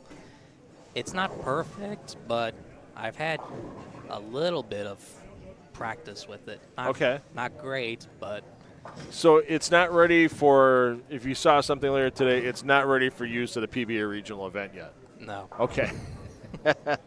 So scoring pace a little lower than you expected after practice yesterday, or were you thinking it was going to be a little tougher to get the 210 average for the day? I definitely think that they are a lot lower than what I thought from yesterday. Okay. Yeah, I thought yesterday, after watching yesterday, I'm like thinking to myself, okay, if somebody walked here at plus 80, they'll make tomorrow. They should be pretty comfortable. And like after A squad got done bowling, I'm like, wow, if you're plus 80, you're in 4th place. Like, holy cow. I mean, they picked up a little bit here on B squad. Well, if you're a plus, you're in 4th place. Right. Yeah, off of A. So, I mean, Justin Knowles plus 204, Graham Fa plus 114. So, Do you usually, I mean, just because you're a left-hander doesn't mean that you're always going to be able to follow other lefties and have a lot of success. So watching the success this morning that Knowles had and Fa had, does that give you a little extra confidence coming into the building tonight? Well, with Graham Fa, he can strike on literally anything. Okay. It gives me hope. Doesn't give me confidence, but it definitely gives me some hope. However, with that being the A squad and me bowling on the C squad, the lanes are going to be completely different. Like, they were probably different from yesterday to the first squad. They're definitely different from A squad to B squad. They are for sure going to be different from B squad to C squad. Okay. Now, with that being said, based off of the look that I had yesterday in practice, there is a little bit of a look for me there. But regardless of what ball I'm throwing, I feel like I still have to, make shots. Yeah. Yeah, no doubt about it. Yeah. I mean, even what you were saying, this is Michael Davis' home house. He's part, his parents own the center. He's part of the management here. Wow, as he airmails a 3-pin. Yikes. A 9-pin. Or 9-pin, sorry. He went solid 9, then missed.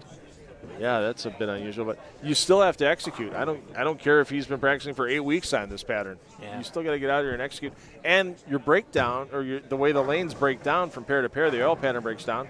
Another solid 9 for a couple here. It's never the same. It's never the same from squad to squad as well. So looking at some of the names on your squad, I mean, there's only a couple of lefties that I recognized with Gene Perez, and then on the pair to my right, it's Anthony Nair. Right. So. And I'll be following him for some games. Yeah, there's 3 times that you just simply move a pair to the right. Other than that, there's some other jumps. Yeah, I'm talking to you, Anthony. How's it going? Anthony Nair hanging out with Brian Robinson in the back, causing problems. No, they're not causing problems. They're just watching the bowling. So. So. They're just getting ready to rock and roll on C squad as well with you. So here's the question. We saw Fa in urethane. We saw Justin in urethane. Justin tried moving to reactive. Didn't work real well and then went back to urethane. Is urethane going to be the starting ball tonight for you? Probably. Okay. Did you practice with any of the reactive resins yesterday? Yes. Okay. And anything that maybe as the block goes on you might have to bump to, or there's just not enough lefties on the squad where you're going to need to make that big jump, or the righties jumping? Because if the right-handers get too deep, that can affect how your ball rolls, right? Oh, I'm staying as far left as humanly possible. Okay. With that being said, I did drill up some short pin layouts to help out with trying to stay left with reactive. Okay. Now, it was announced a couple of weeks ago, a little later than they originally anticipated to expect, but they have the Brunswick Cup coming up with these events. The event here this weekend in Minster, then we go to Delphus on Wednesday and Thursday, and then Coldwater next weekend. And the top 4 in points take down, they split $10,000, $4,000, $3,000, $2,000, $1,000 for first through fourth respectively. Has there ever been any events that you've bowled in the central region where they've had a points list for bowling events in a row or that type of thing? No. So that's a nice little bonus you guys can latch on to. Yeah, you get a chance at $32,000. Yeah. If you win everything. Yeah. So it's pretty impressive, and I assume you're bowling all 3. All yes. 3. Okay. So I know sometimes players, because you're not bowling regionals full time. You've got a job you go to that's good with you. Yeah. Work or bowling events when it fits in the time frame, right? Right. However, last year I pretty much was full time. This year I decided to take a little bit of picking and choosing my tournaments. Okay. And most of it were just as whichever ones were closest to home, I would stay at. Like within a certain vicinity, like there was. I don't think there was any in Michigan this year. Not yet. I know they've got Jax. Yeah, but isn't it a non-champion? Jax is a champions event. Oh, it is? Okay, so champions are eligible. For some reason, it's a one-day event is what it is. Okay, that's what it is. I was trying to think. I know Dave Small hosts a non-champions as well in the Central region, but maybe that's Anderson? Anderson would be the last one in Indiana. Yeah. So I know there's a non-champions in there as well. So I mean, you're not sitting bad in points right now. Like we said, you're 5th overall. Grand Fa running away with the points right now. So is that kind of affecting you too, like not chasing down Regional Player of the Year this year? Was that part of the decision, or did you make that decision long before Fa started getting on a tear in these events?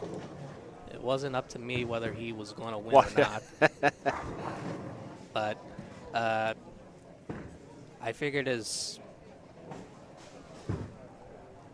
I don't know. Like I just thought, just stick with what's best for me. And the houses in Indiana have not been fairly kind to me. Okay. And I remember one of the houses, I believe it was the one that was at, I forget which one it was. It was one of the earlier regionals that was in Indiana, and I'm blanking on where and who was hosting it, but they put up Cheetah in that house for the tournament, and cut was minus 95. Ooh, yikes. Sounds Coldwater-ish, like when they did that. That happened a few years ago. That was just kind of like the idea of just like last year it was like Viper and scores were just as bad. So staying away from that house, there was like another house that has like 12 lanes in it that hasn't been very too kind to me. The only other place that I've done really well in Indiana was one of the Boleros that's over in like Evansville, I believe it is. Yeah, down south. Yeah.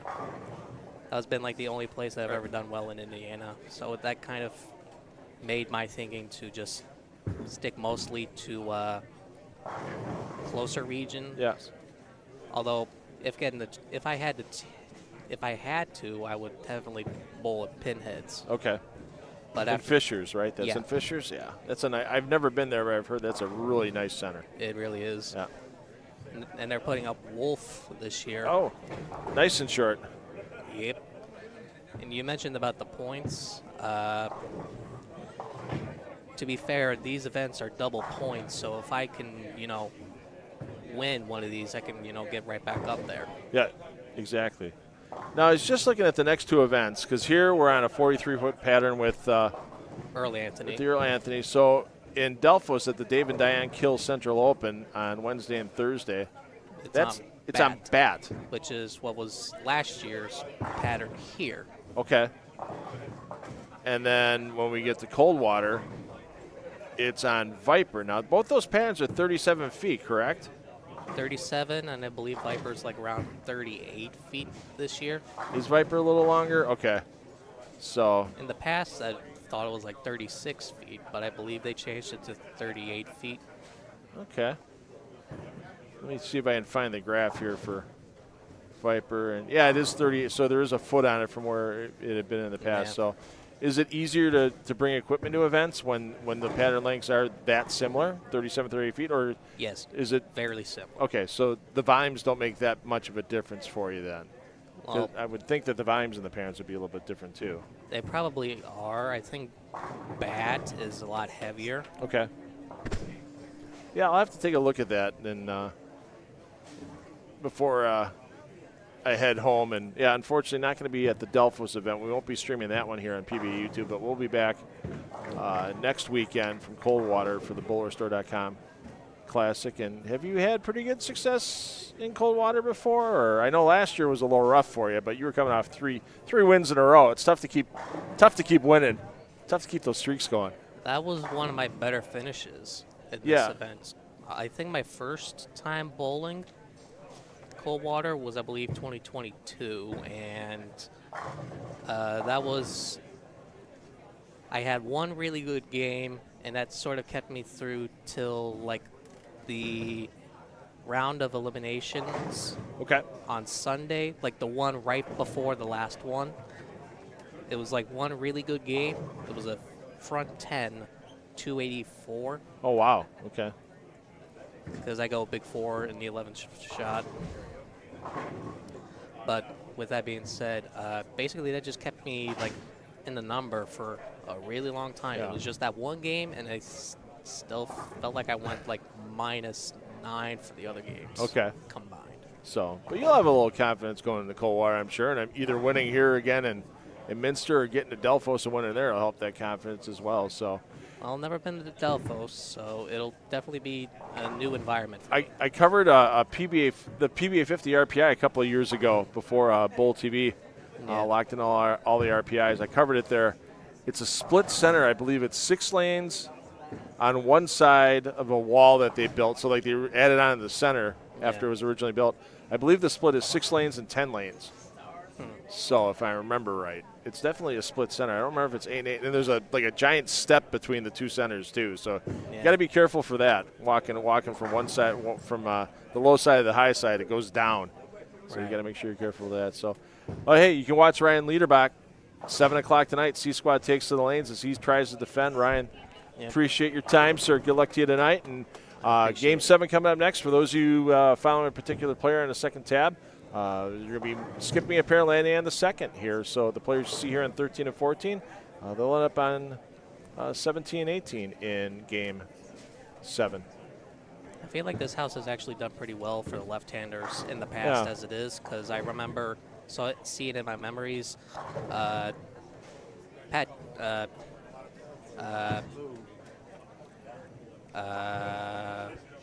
Packy Hanrahan won his first regional here 4 years ago. Oh, well. Yeah. Yeah, people asked him before if Packy was on the roster, and we didn't see Packy. And Packy had won this event 4 years ago. I had won this last year. There was me, Gene, and Graham all in the finals last year. Yeah. So I think that this, if you're looking at this and wondering, like,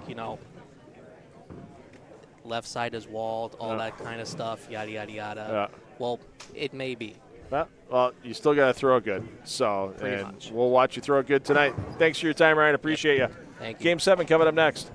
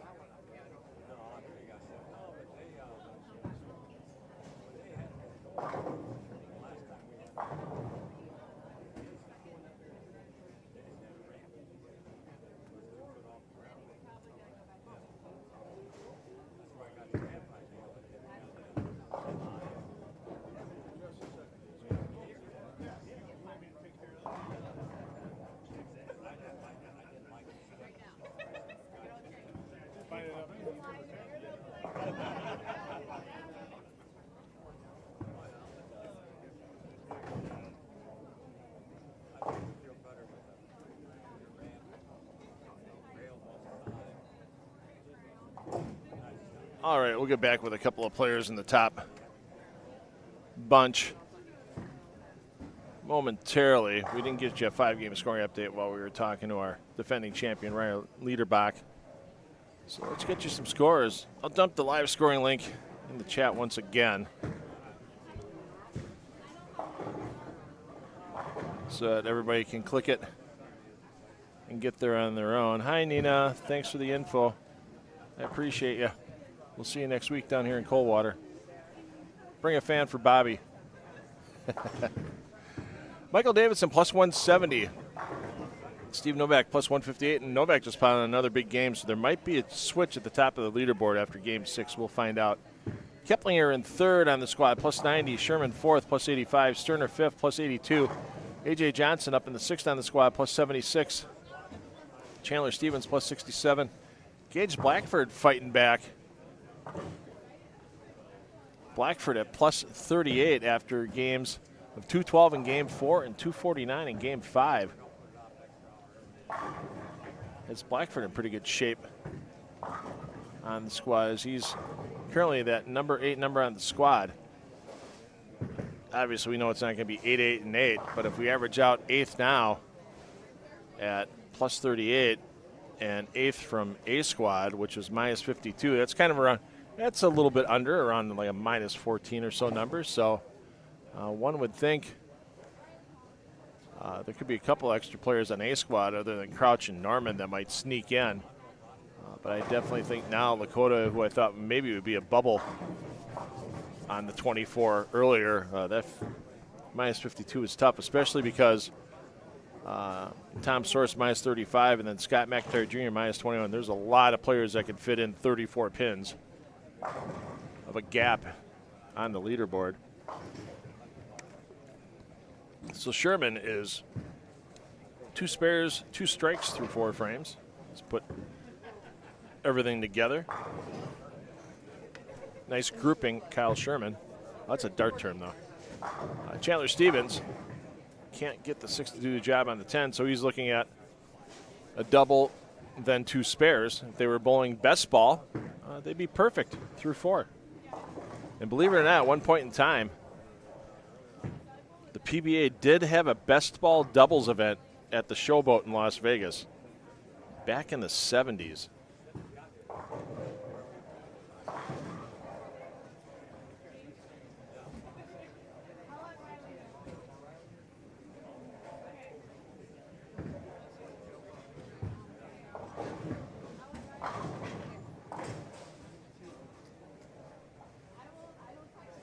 Tom Warren was one of the champions of that best ball doubles from 1976. And I remember talking to John Weber, former PBA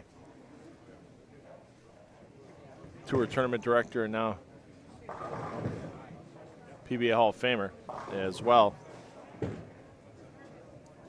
He bowled with his dad, Dick, in that tournament, and they almost took down the championship.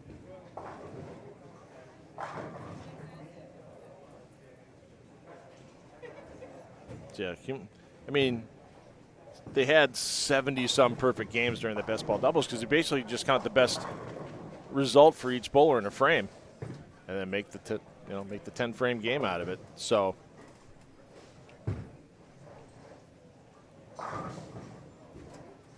I don't think you can get away with that in the modern-day PBA Tour. There'd be way too. You'd throw 279 and you'd lose ground to like 5 teams.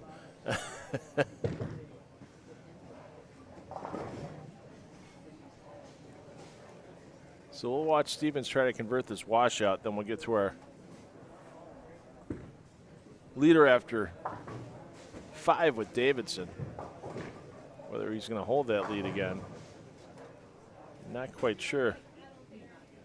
As Novak put up a big Game 6. Davidson, he's your bowler A on 13 and 14, so a spare 2 strikes to start for Davidson. Novak's done a 1 and 2, and they're just underway. So we'll come back here as Novak's getting ready to fire in his 3rd frame.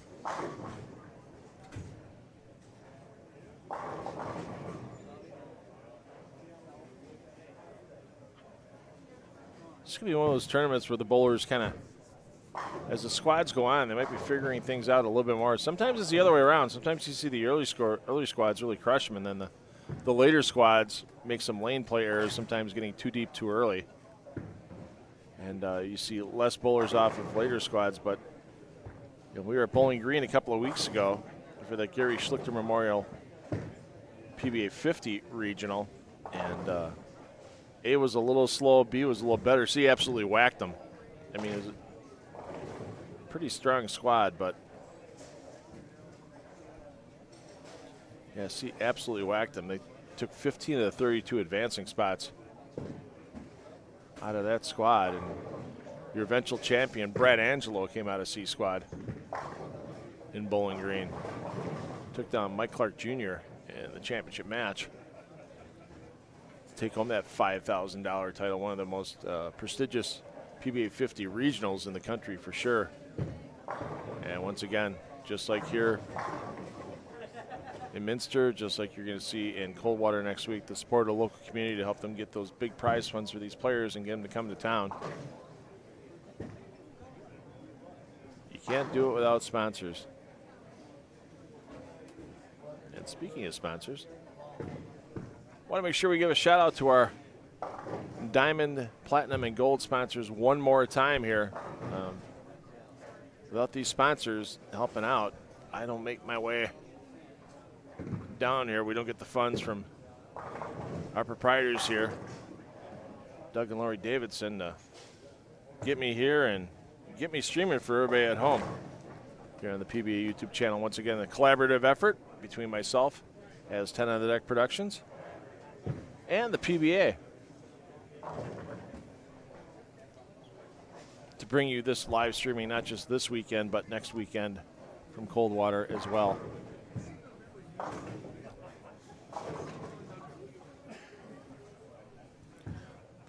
Johnson will hit the lanes, and we'll watch Davidson make a toss, back up on 13 and 14.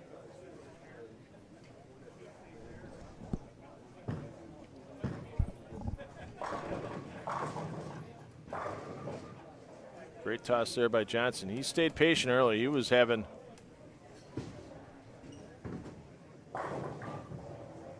some issues with consistency getting in the pocket early, as he started with games at 205, 195, and 203, and now he's put together a couple games, 247, 226 in games 4 and 5. Did not see his game 6 result.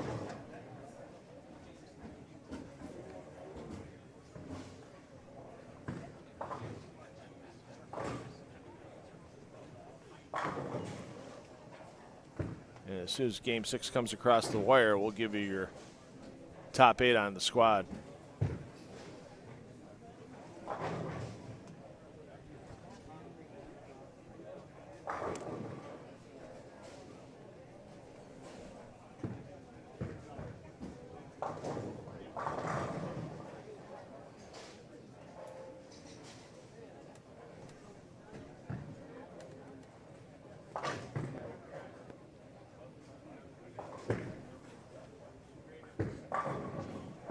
Well, you're talking about a player that's had some ups and downs today.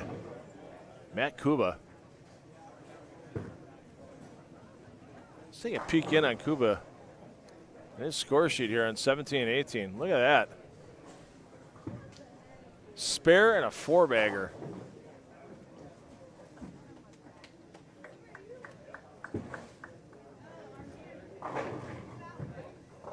Even with Kuba tossing 136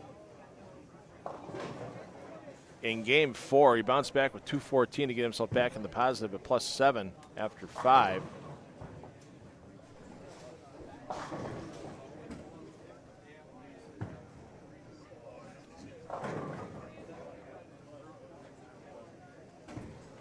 Yeah, we'll see where Kuba is in the standings after 6 shortly.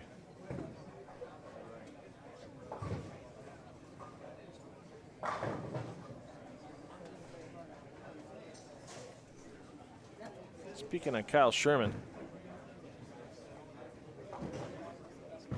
clean with a double.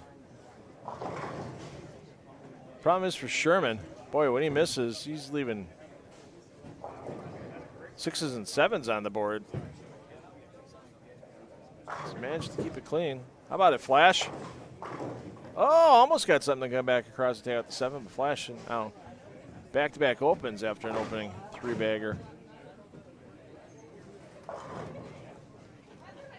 Kuba can't get a break on the 6, so that will end his string.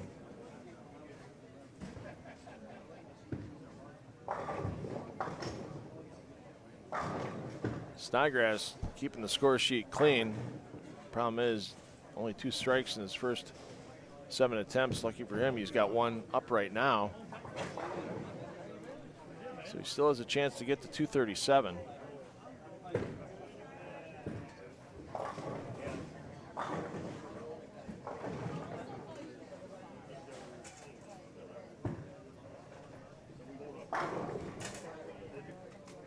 And we've seen that a couple times today for Snodgrass. Just not happy with the feel on the downswing. And just pulls up at the line.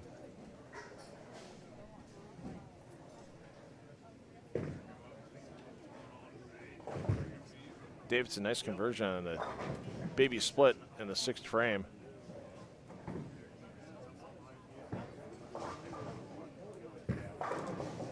Couple split conversions this game to keep the score sheet clean. And back to striking for Davidson.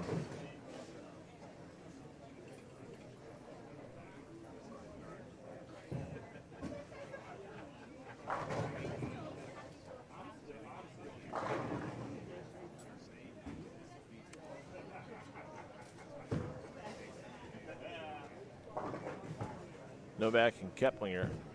Novak and Johnson. A couple players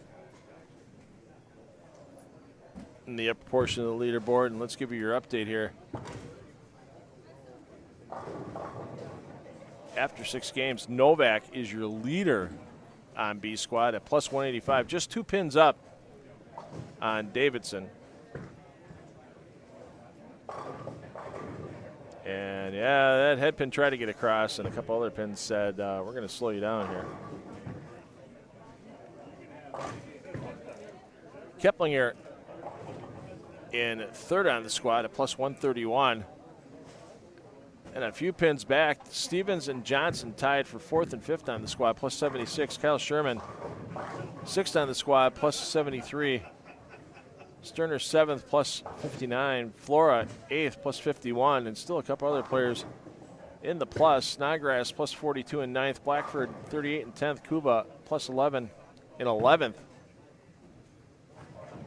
And Justin Weber, your last player in the plus in 12th at plus 6. So get the plus 80 if you're on this squad, or stay at plus 80 if you're there already.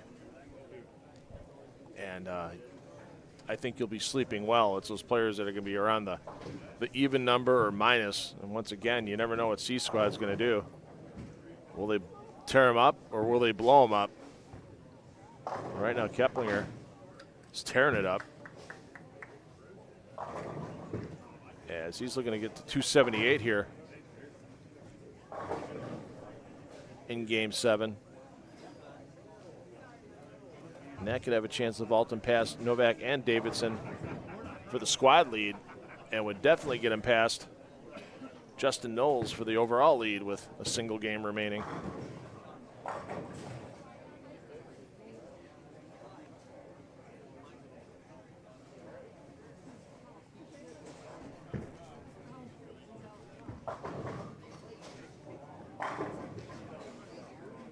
Great toss in the foundation frame for Keplinger.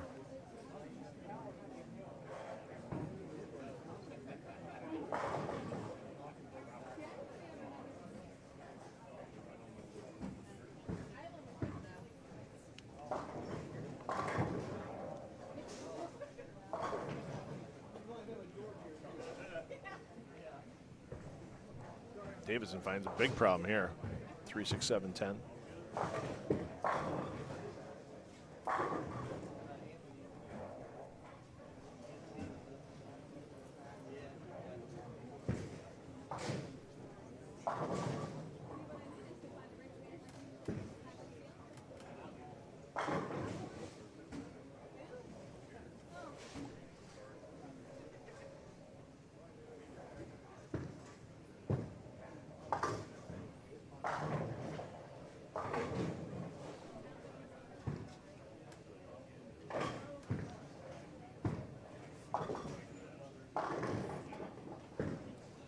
that was an interesting take out of the 4-9 there.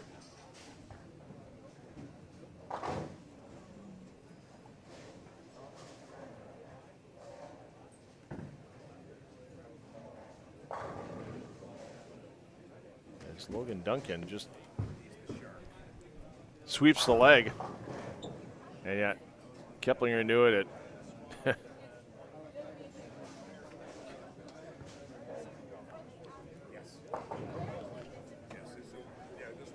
I believe the term that could be used right there would be inferior execution.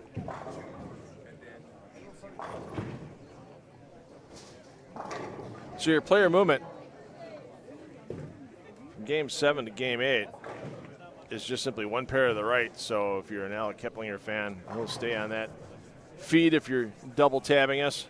Davidson will move next door to 15 and 16. Once again, all players moving just one pair to the right. We're going to take a little earlier than normal audio intermission here for this game.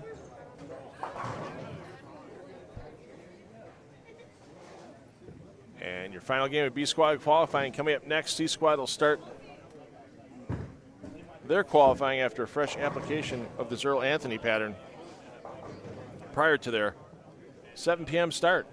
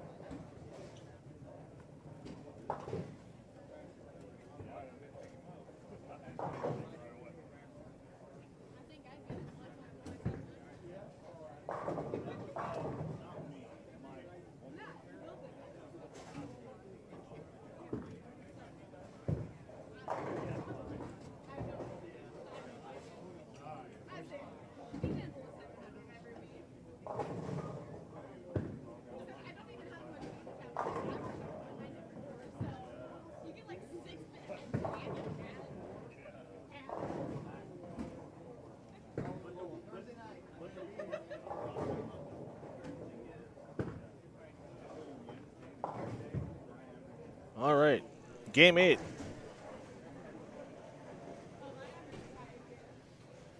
Of B squad.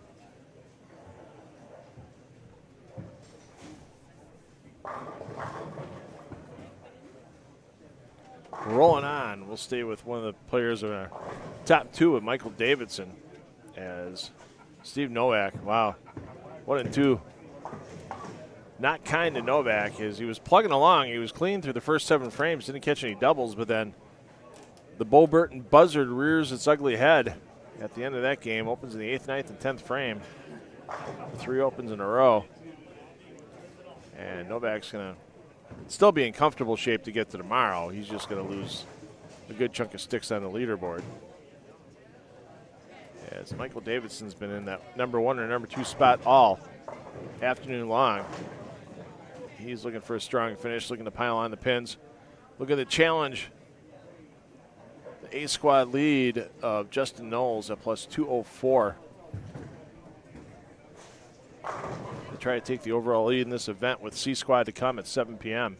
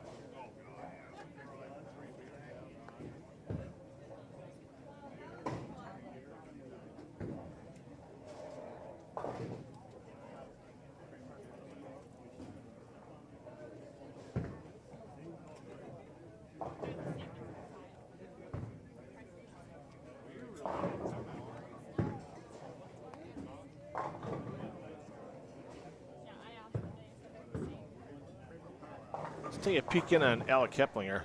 I thought he was up, but Keplinger, rough start, open strike.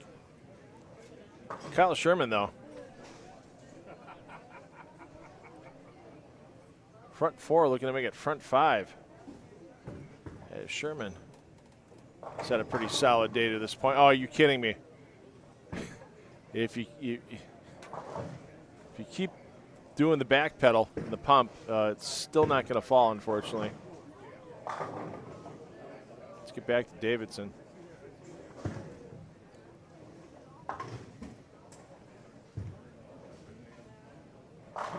Still in Amsterdam after 4 frames. I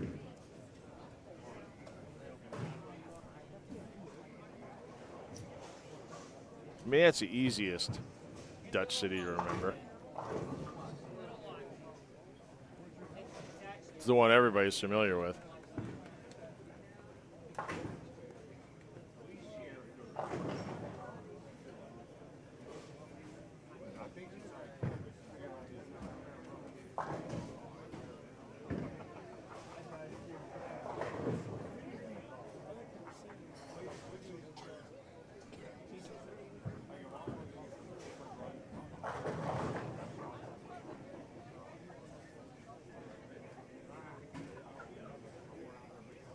I mean, if I would have thrown the Hague at everybody, he's in the Hague after 4 frames. I don't think that many people would have picked that one up. And it looks like Keplinger's going to need a re-rack. So let's get back over. Wait for Davidson to fire.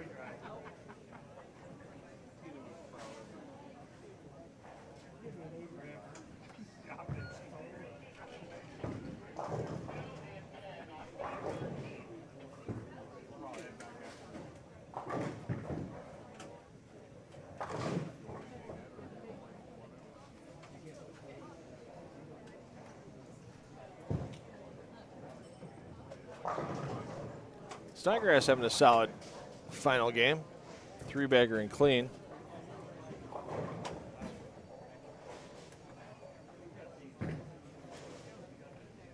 And then it was plus 42 after 6 games.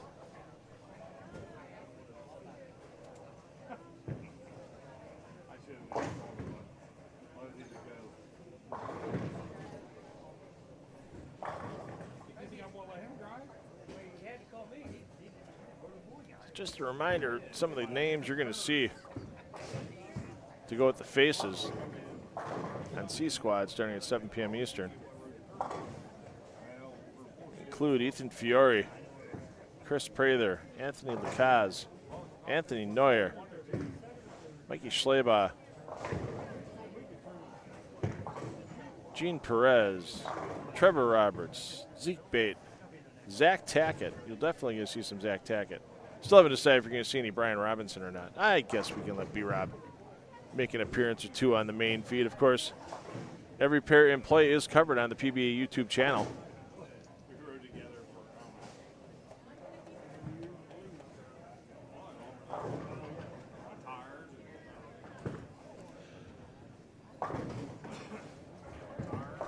So if you want to focus on your favorite player for all 8 games of C Squad, you're going to be able to do that.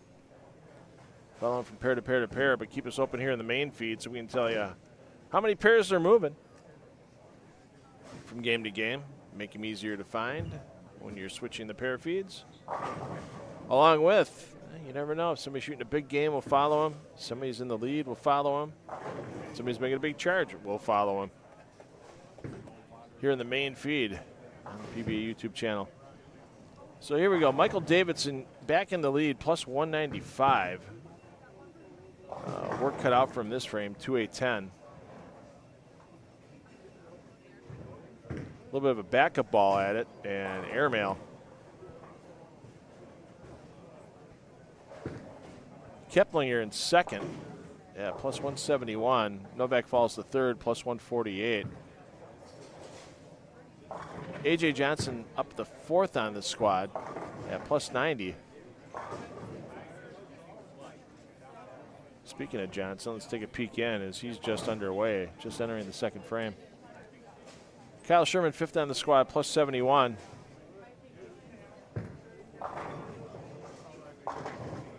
Let's try not to have him leave another 8-pin under our watch here. Chandler Stevens is lane mate at plus 64. No 8-pin that time for Sherman. Judson Weber plus 62. Brandon Flora plus 57. Jason Sterner plus 47. Matt Kuba plus 36. Snodgrass at that same number. And Gage Blackford, the last bowler on B squad in the plus at plus 22.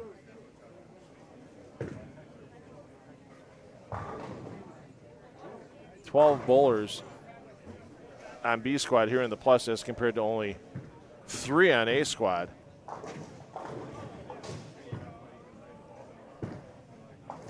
So definitely, unlike what we may have thought at the end of A squad, it's going to take a positive score or a very close to positive score off of C squad to make it into the top 24 for tomorrow.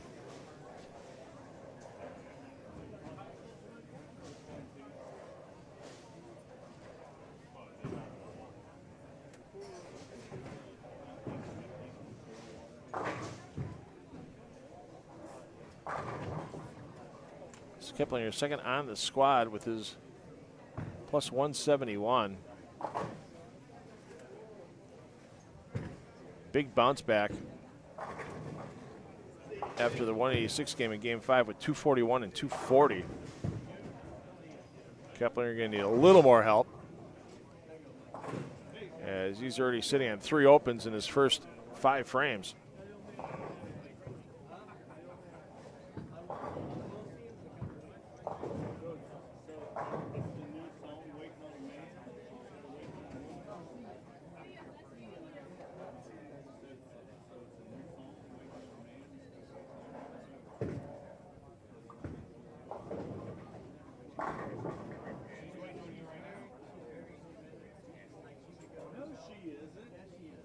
Wow, Keplinger finding more problems. 2-4-8-10. I don't want to say he's going to have problems breaking 100, but something's got to change. Otherwise, he's going to have problems breaking 100. I mean, the only thing that might make him feel a little better right now is knowing everything he's bowled up to this point. His low game was the opening game, 185. Even with a spare here, he can still get the deuce, but Yeah, 2, 4, 8, 10. That's a 1% chance of making it. Sherman looking to make the big move here, though, as he still has a chance for 279 after that strike in the 8th. Hey, big peel for Keplinger. Great cover. Let's see if that changes all the momentum in this game for him.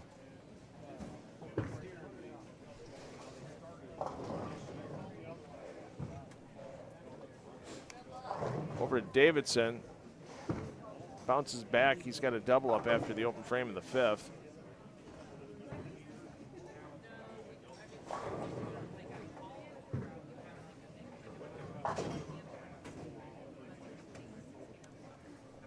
Back to Sherman.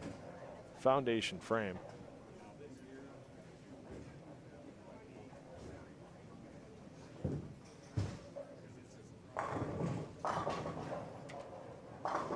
Liked it, didn't like it, and finally liked it.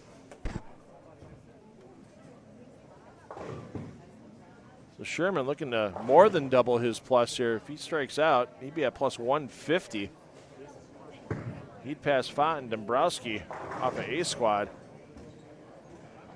and get himself into a top 5 spot going into tomorrow. And once again, don't forget, everybody, every pin carries over every round through the weekend until we get to the stepladder.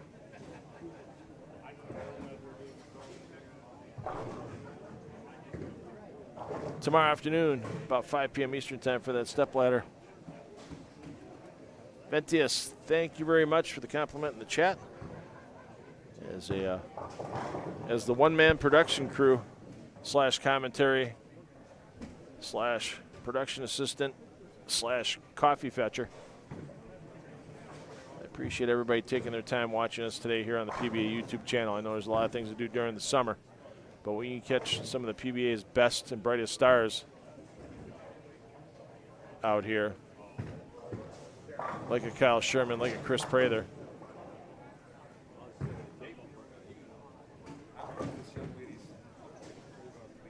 For free on the PBA YouTube channel. Glad to be a part of bringing that to you today.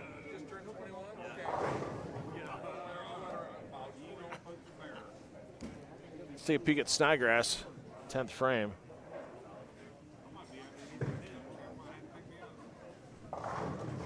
And that one holds off just enough to get a second strike on the 10th. So if he gets to 216, Snodgrass will be at plus 52. That should see competition tomorrow, like I said. Right now, if we have every player that's in the plus stay in the plus here on B squad to go with A, squad's 3, we'd have 16 players averaging 200 or better, and then it's all up to what C squad can do when they hit the floor.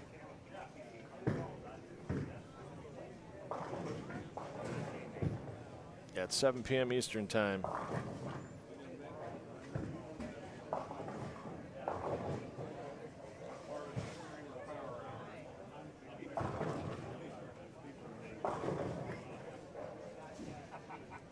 Foundation frame for Davidson, working on a 3-bagger. After a terrible shot in the 5th, if he can save 230 out of this.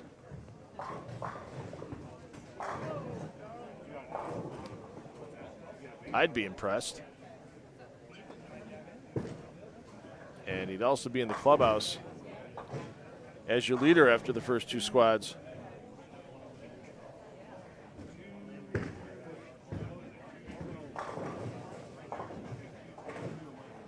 As we've seen Keplinger's struggles. Keplinger second on the squad plus 171, but most he can get to is 2-0.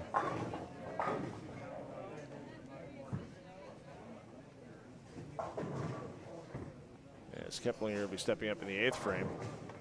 Sherman looking to finish with 279. Chandler Stevens is 194. He'll lose 6 to the plus, so plus 56 isn't bad. We should be seeing Stevens without too much of an issue tomorrow.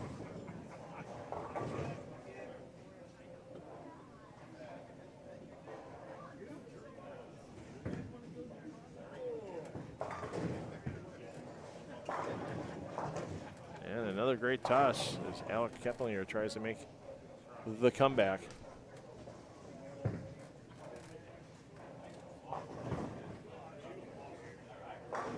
Sherman right to the front of that ball return, so it's definitely going to be the shortened approach. 3 steps to the line. Will it hold? No. Will he get a big break? Almost. You can see right there.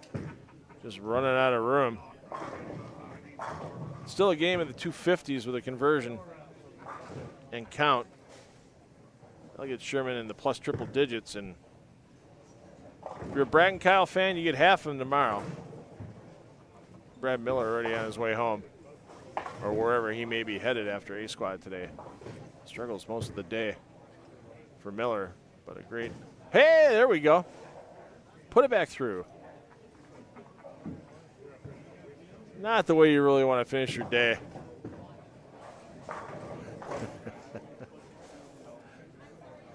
If you're Austin Berm.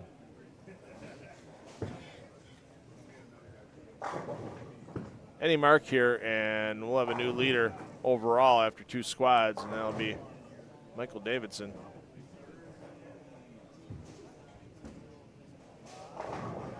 There you go, and Davidson looking to put 234 on the board.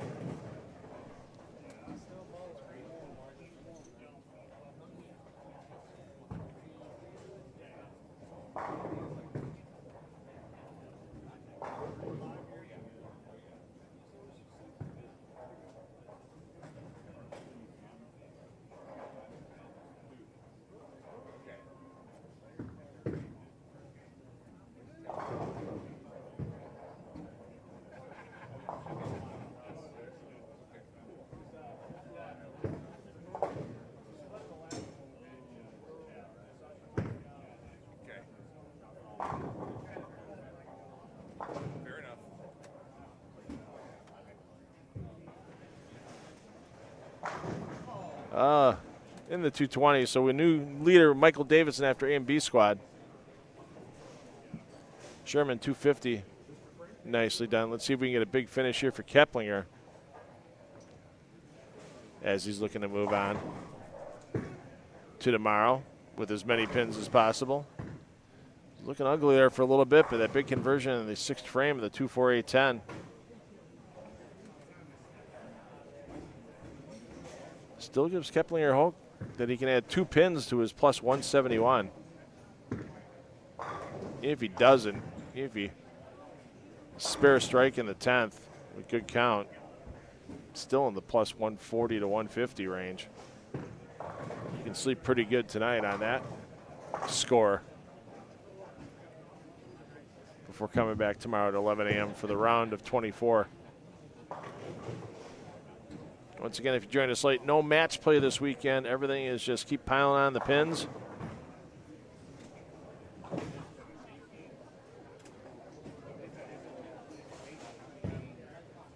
And keep yourself in the top part of the standings from round to round to round as we lose 8 players after the round of 24, 8 more players after the round of 16, and then 4 players will make our stepladder finals after 19 total games of competition.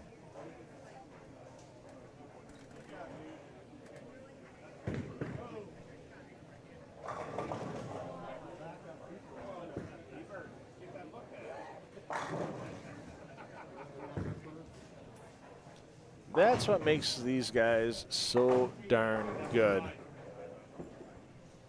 Doesn't pay to whine and cry about what's happening with the oil pattern on the lanes after it's been chewed up for 7 games. Find a way to find something and finish strong, and that's exactly what Keplinger's doing.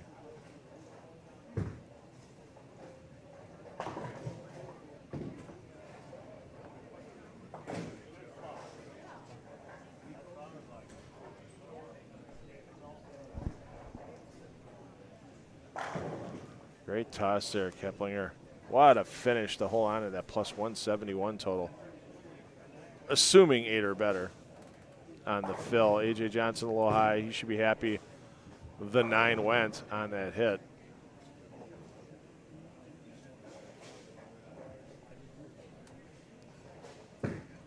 As Johnson currently at plus 90. We'll see some more A.J. Johnson tomorrow. Allie, I don't know if you're watching, but if you are, hope things are good back home with you and the sun. Not the sun in the sky, the sun you and AJ have.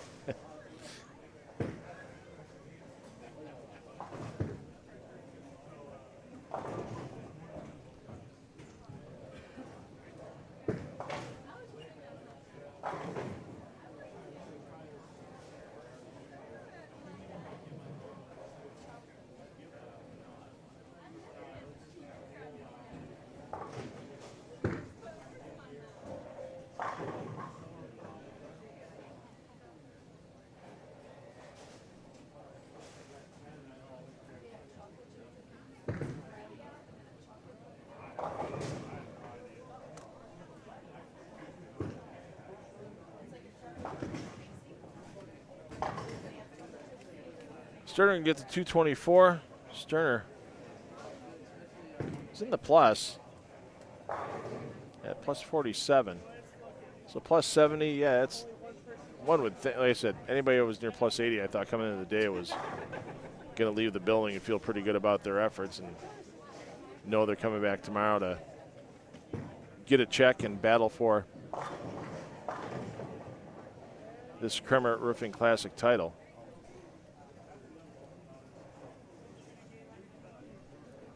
Checking on Steve Novak. Novak troubles last game, now troubles this game as he's going to be able to max out yikes in the 180s. But we'll see Steve Novak tomorrow. He's just going to be dropping about 40 to 50 pins of the plus he had earlier after game 6. And I don't know, AJ, it looked like you gave that one a little extra. I don't know if you felt it or not, but one man's not so educated opinion, it looked like it had a little extra oomph on the revolutions.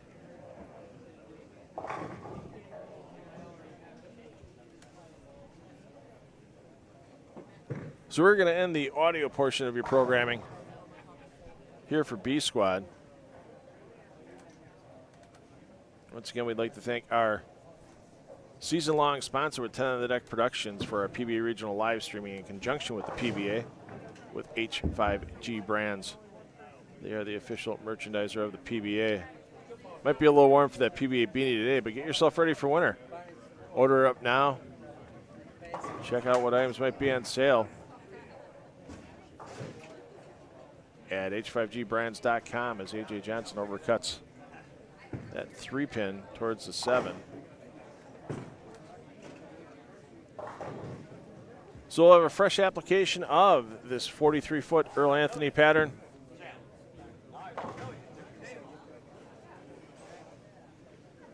And our C Squad players will be coming onto the floor 7 p.m. Eastern time. Be sure to join us for that. If you can't join us tonight, make sure you join us tomorrow morning for our round of 24 coverage beginning at 11 a.m. Eastern time. Appreciate everyone that tuned in today. Appreciate everyone that tunes in every time. 10 on the Deck Productions has a live stream on the PBA YouTube channel. We'll see you at 7 p.m. Eastern.